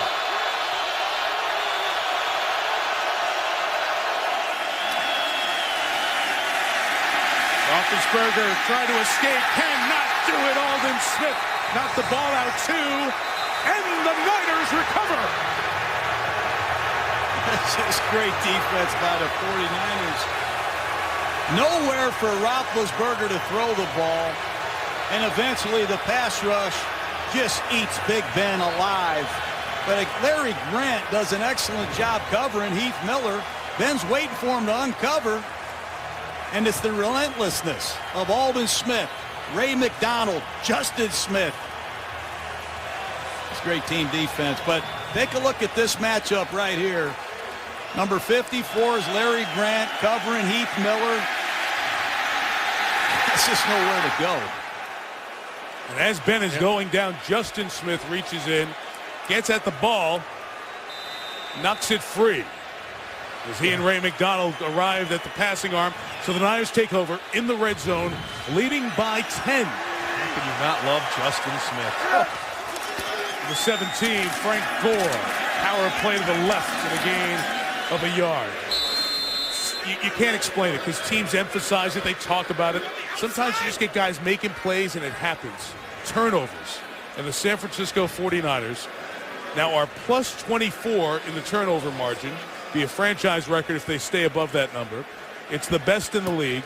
And the 3 tonight makes it 34 turnovers forced by this team in 14 games.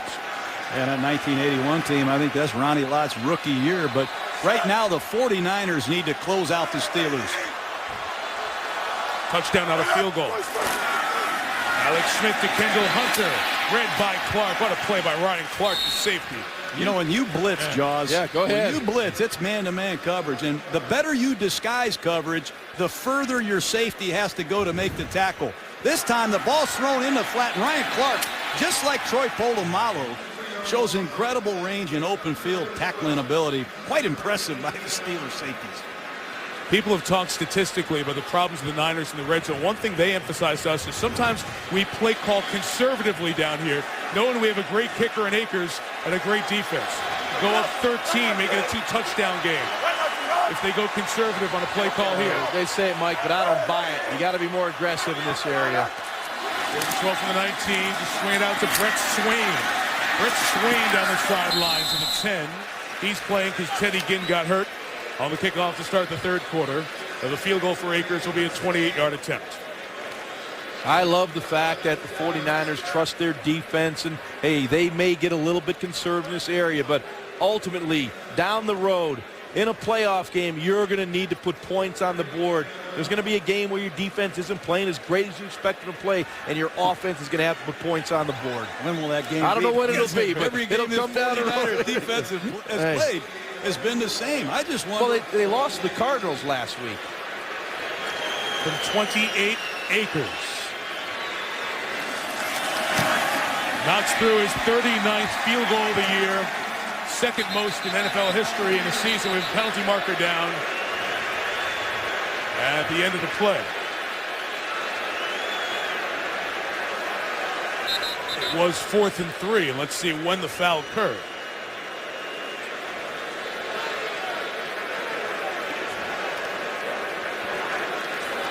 Up there in the middle where the guys sometimes hop on a back to use leverage to go up and block. Unsportsmanlike conduct, leaping, number 94 on the defense.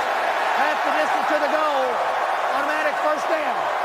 So pull the points off the board and take the first and goal as Lawrence Timmons called for the illegal leap.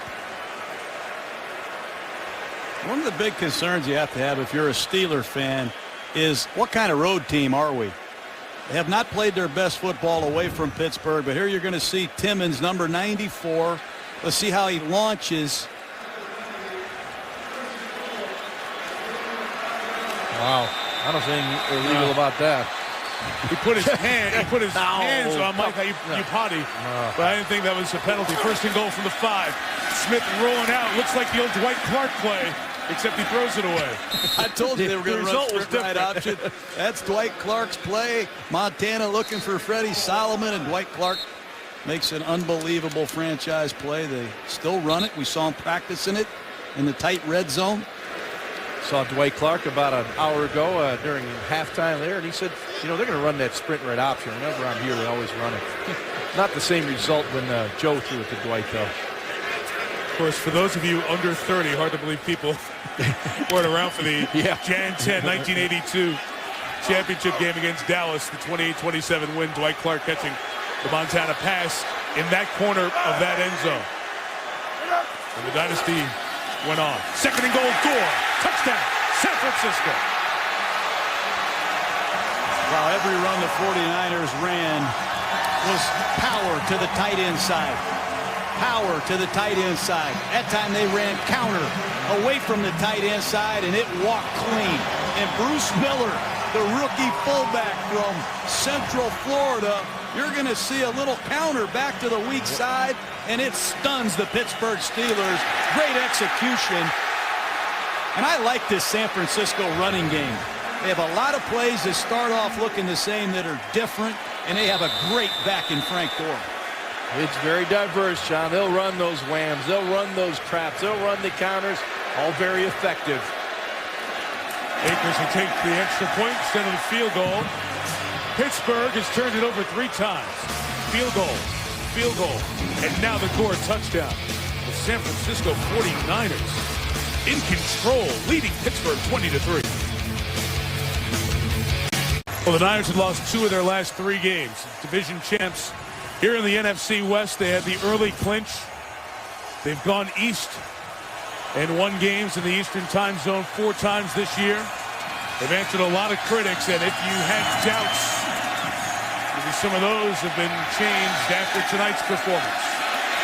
Down 17, here comes Antonio Brown. Didn't get to the 20. That's McDonald again. This Delaney Walker, he does it all for the 49ers, Mike. He catches passes. He runs right through the Pittsburgh Steelers with an impact, sudden change special teams tackle. I'm going to read you the area where the Steelers have started their last 8 drives. The 20, the 20, the 5, 16, 10, 20, 8, 14. Over 80 yards to go every drive but the opening drive of the game for Pittsburgh against the toughest defense to score on in the league. Roethlisberger's pass is ruled a catch by Conchery at the 22. As Ben slowly gets up, Aldon Smith hit him, and we have a Steeler injured. It's the blocking. Weldy Moore trying to pick up the pressure. When you play the 49ers, you better have a protection plan for Aldon Smith. That's one thing we've discovered tonight, Jaws. Well, we've been looking at the same tape, John, and we talked about it all week. Watch this guy. Look at the left leg of third down back Weldy Moore. Timeout. As we come past midnight on the East Coast at 9 o'clock out here in California, we remind you to stay tuned. GMC postgame coming up on SportsCenter. It's Monday night. We wrap up season 42 of Monday Night Football in New Orleans. The Saints, who are pulling for the Steelers here tonight, because they would have jumped into control of that number 2 seed. They'll be taking on the Atlanta Falcons. Chance to win the NFC South. 2nd and 3, Roethlisberger. Reloading, going down again. The pass rush of Aldon Smith. This isn't even fair. That time it's a stunt off the Steelers' left side. This is the most flexible big man I've seen. Watch Aldon Smith on a little inside stunt come clean. I might get Ben Roethlisberger out of this game, Jaws. He's getting hit on every drop back pass. He is getting hit, John. You're correct. But they ran a quick slant there. Wasn't open. Good coverage by the 49ers secondary. Allowed Aldon Smith to get to Big Ben. Smith now with a sack and a half. Has 12 on the season. The 7th overall pick of the draft last year. More pressure on Roethlisberger. Sideline incomplete as Ben goes down one more time. And John, to your point here, it's 20-3. You're down 17.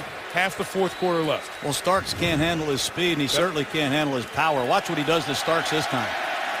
I mean, it's meat at Ben Roethlisberger on every drop back pass. I'd be surprised if that's not it for him tonight. Yeah, you'll see right here, Ben plants that back foot.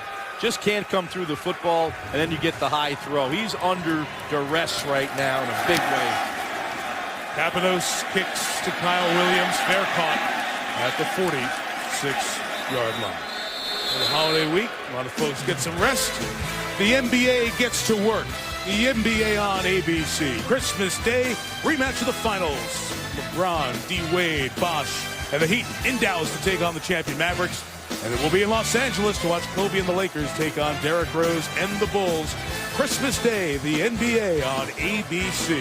And on ESPN that Saturday night, we'll have Orlando taking on a team some people think can win it all, Oklahoma City.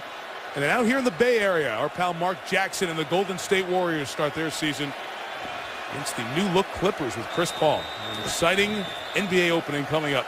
Look out there in the huddle, Mike. This is Frank Gore time. You have 2 tight ends, 2 backs. Actually, it's Anthony Dixon time. The big 235-pounder, second-year pro out of Mississippi State. Frank Gore looks like he's done for the night. You know, he's been nursing some injuries. Get him healthy. This game is somewhat in hand by the 49ers. But I agree. This is when you develop that attitude. Get these attitude runs going. You pound out a couple first downs. Your defense is playing great all night long. Let them sit over to the sideline, rest up. Hey, offense, take care of the football, move the chains. Shaylo Rachel in the game.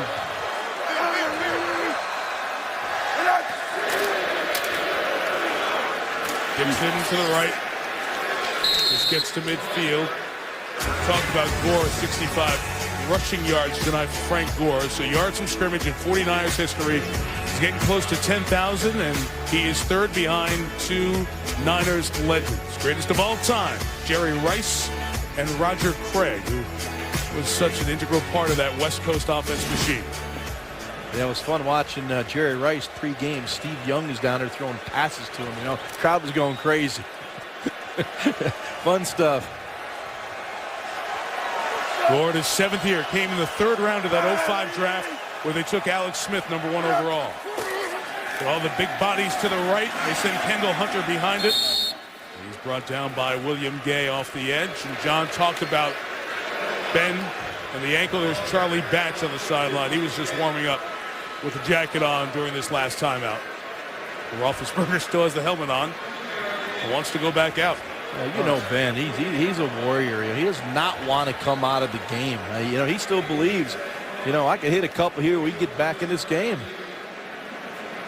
3-score game with 5:45 to go.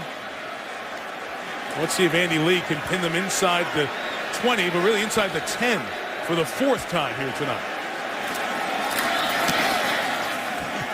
There it is. Nope. Slacking. He's at the 14. That's right. Yeah. Guys, let's go back to earlier in the game. That flag that took the field goal off the board. The 49ers scored a touchdown. Here's the first quarter, a field goal attempt by David Akers. And as you watch the middle and the rush and the leap that's taken over the pile there, Jim Harbaugh on the sideline was looking for a flag as that happened. Well, brought to the officials' attention, and then we get here in the 4th quarter the leaping flag thrown on Lawrence Timmons. Quick read of the rule, clearly running forward and leaping. Obvious attempt to block a field goal and landing on players unless the leaping guy was originally lined up within 1 yard of the line of scrimmage is a flag. So it's not leverage, leaning on somebody and getting up, but it's taking a running start from more than a yard back and leaping like that. That's a foul. That's why it was called.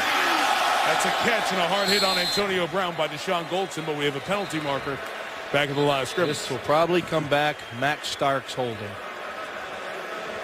I'll tell you what. These safeties for the 49ers will smash you. Personal foul, shot block, 33. Offense. Half the distance to the goal. Still first down. Isaac Redmond. Second shot block tonight. And you'll see it right here. Max Stark blocking, and then Redmond comes in, and it's not a chop block. Again, that's another one that I would say is not a chop block. It's always my understanding you have to be engaged to the offensive lineman, and then be chopped by a back or someone else. There's been a couple that have been sketchy at best tonight on those chop blocks that have been called.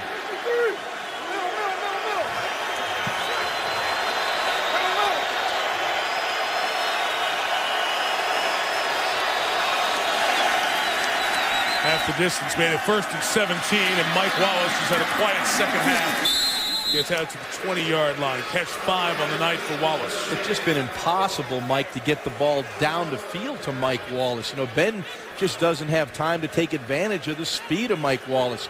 So now you've got to throw underneath because the ball has come out quick. You'll see Wallace come off the ball here.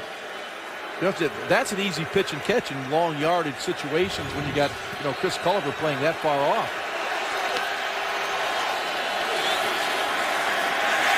Roethlisberger cannot get away from Aldon Smith. 2.5 sacks on the night. And Smith is the all-time 49ers rookie record for sacks. Well, you have to expect a stunt when the 49ers line up with 2 defensive linemen this wide. I mean, you're going to see the TE stunt. They've run it about 4 times, and no one's touched Aldon Smith. Aldon Smith's going to the Hall of Fame if this game goes on much longer. He's going to break Michael Strahan's single-season sack record.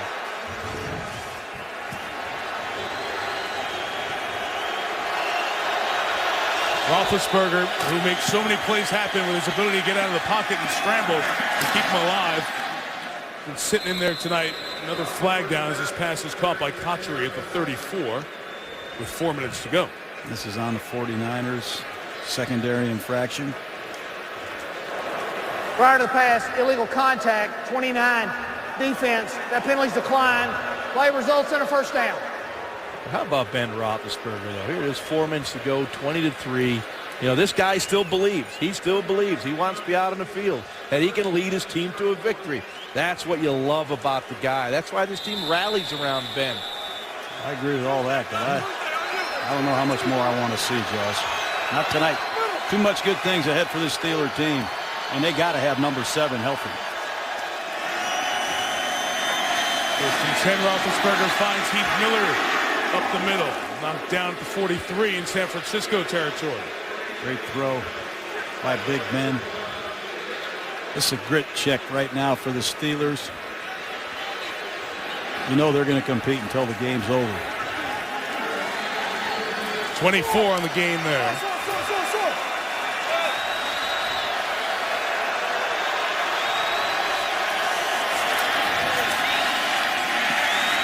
Roethlisberger with a pump and a pass back from Miller, incomplete.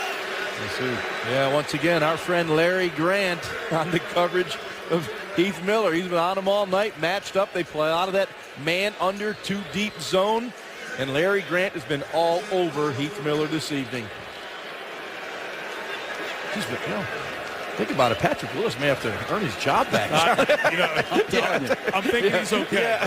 I'm thinking he's out. Give Jim Levitt, the linebacker coach, a lot of credit. Yeah. Nick Fangio, this staff of the 49ers, they've developed some players, and they've developed a scheme that's hard to do anything against. Look at Grant push back the would-be blocker as Roethlisberger is intercepted for the 3rd time tonight. Terrell Brown's got number 2 on the season. Number 7 on the career. 4 turnovers for Pittsburgh, Mike. None for the 49ers. And we said it at the very top of this broadcast. Pittsburgh better be really careful with the football. This time it's just a straight go route. Terrell Brown read it all the way. That's like pat and go for Terrell Brown. 4 turnovers. That brings their total to 35. And on the other side of that, the Pittsburgh Steelers are -11 as a football team. Very uncharacteristic of a team that's 10-4. That's one area that Pittsburgh has to clean up. They need to generate more turnovers from their defense, and they got to calm down and not turn it over as much on offense. I'm sure Mike Tomlin will stress that this week.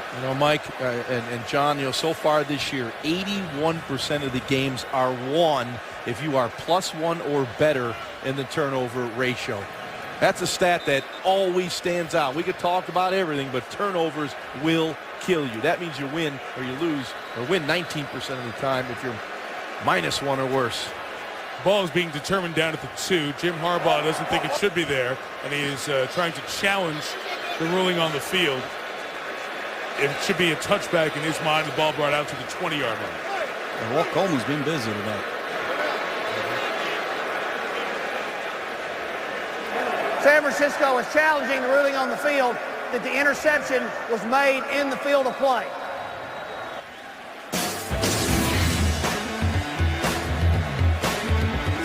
Foot 2, once he has it, where does it come down? That determines if it's made in the field of play or not. We'll look at it in replay. Deep in the book tonight, boys, on this replay challenge of where the ball is. if the second foot comes down before the goal line on the interception, then the ball will be marked where it is on the catch there. There you go. So it would be back at the 2-yard line there, which is where they've marked it. Now, is he touching the line? If he is, that's a touchback, and it comes to the 20. I'm learning more about the rules with you, Mike, than When you know what? When you coach, you know what's funny? You sleep with a rule book? No, I don't. Here's your friend Walt, John. After reviewing the play, the ruling on the field stands. San Francisco will be charged with a second team timeout, and that is their last challenge. Enough. Come on, let's go. Let's just go. I'm thinking here, we're down to very few days before Christmas, and I know what I'm going to get you guys. I'm going to get you the rule book for Christmas. I've got one. But you guys take it home and do some light reading. Well, they're happy about this result in Green Bay because, I should say in Baltimore. I'm thinking the other way around. In Baltimore because of what happened to the Steelers. The Steelers, as they were flying across the country, found out that Houston lost. So there was an opportunity to move up. The Patriots won, but they have the tiebreaker with the Patriots. And then they got to their hotel. We were meeting with them. A lot of the guys were watching the game up in their room, watching the Ravens game. They see the Ravens lose, so they knew tonight they could come out here. They'll be all there. It's just 3 wins. Polamalu and this great defense, Kiesel, Dick LeBeau's group. Gets a 49er offense that struggles to score at times. Our chance to be the number 1 seed. That's what Pittsburgh thought coming in, but not to be. Anthony Dixon pushes the pile out to the 5-yard line. Ben Roethlisberger was the guy we watched coming in, the 49er defense, perhaps taking advantage of his lack of mobility, but some of the throws in San Francisco's defense. Carlos Rogers with his 6th pick of the year. Deshaun Goldson with his 6th as well. And then, as we went to the second half, John, what you pointed out before the start of the game, Ben's mobility makes so much of their offense go, and he didn't have that mobility, and the offense didn't go tonight. No, you watch this Steeler offense. Number 7 creates a lot of it. It's not scripted. It's spontaneous. It's Ben Roethlisberger. He gets away from trouble. I know he's been sacked a lot, but he's also gotten away from a lot of pressure over his career and made huge plays. Hasn't happened tonight. You know, John, it's more than that. What is the identity of the Pittsburgh Steelers now? You know, they ran the ball 18 times tonight. It was a pretty close game and threw it 45 times with a wounded quarterback. After they use a timeout, Dixon runs again to the right and gets to the 9-yard line. And I go back, Mike, to Alex Smith, this quarterback of the 49ers. All the change he's been through is unbelievable. 7 offensive coordinators in 7 years. I mean, he's played for Mike McCarthy, Mike Martz, Mike Johnson, Mike Nolan, Mike Singletary. No wonder he's been confused. But now he gets stability with Jim Harbaugh. He's in a structured system. It's an offense that suits him. He's 11-3 as a starter. And good for him for having the guts of seeing it through and doing what he came here to do and win a division title with the 49ers and knock the Steelers out on Monday Night Football. Davis carry to the right. Pittsburgh takes its final timeout here at 2:18 to go. Jim Harbaugh spoke about that. He liked Alex Smith having that rare character trait.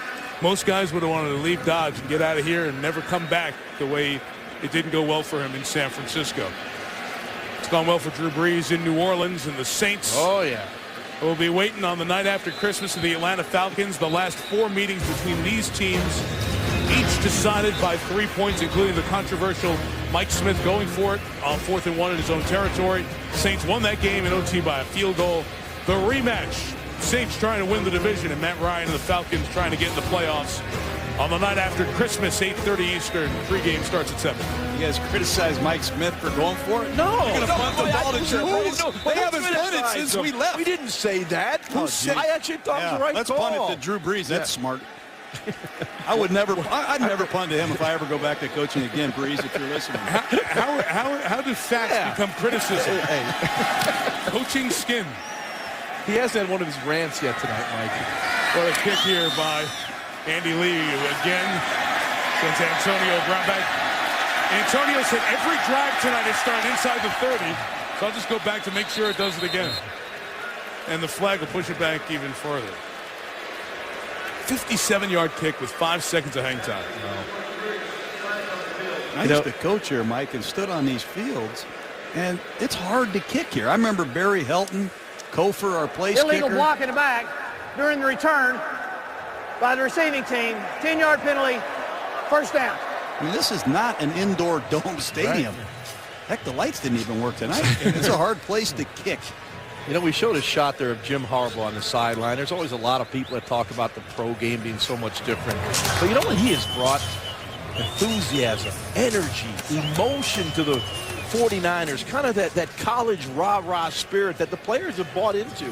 I mean, he's done a heck of a job with this football team. And I'm sure he's going to get a call from his brother in about an hour saying, thank you very much for that victory over the Pittsburgh Steelers. But I love the passion he brings to the game. A lot of good teams had tough weekends this week. Yeah. Talk about teams that were leading their division or tied for their division lead going in. A half dozen of those lost here on week 15. So you think you get to the end of the year, you got it all figured out. Teams are settling in. Contra to catch to the 20-yard line. Giants, Houston, Denver, Green Bay, Baltimore, and now Pittsburgh. Division leaders down week 15.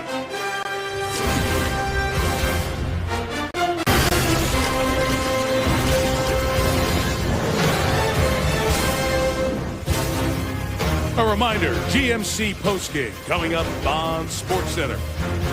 As we wrap up the night here on Candlestick Point in San Francisco. Game delayed 20 minutes.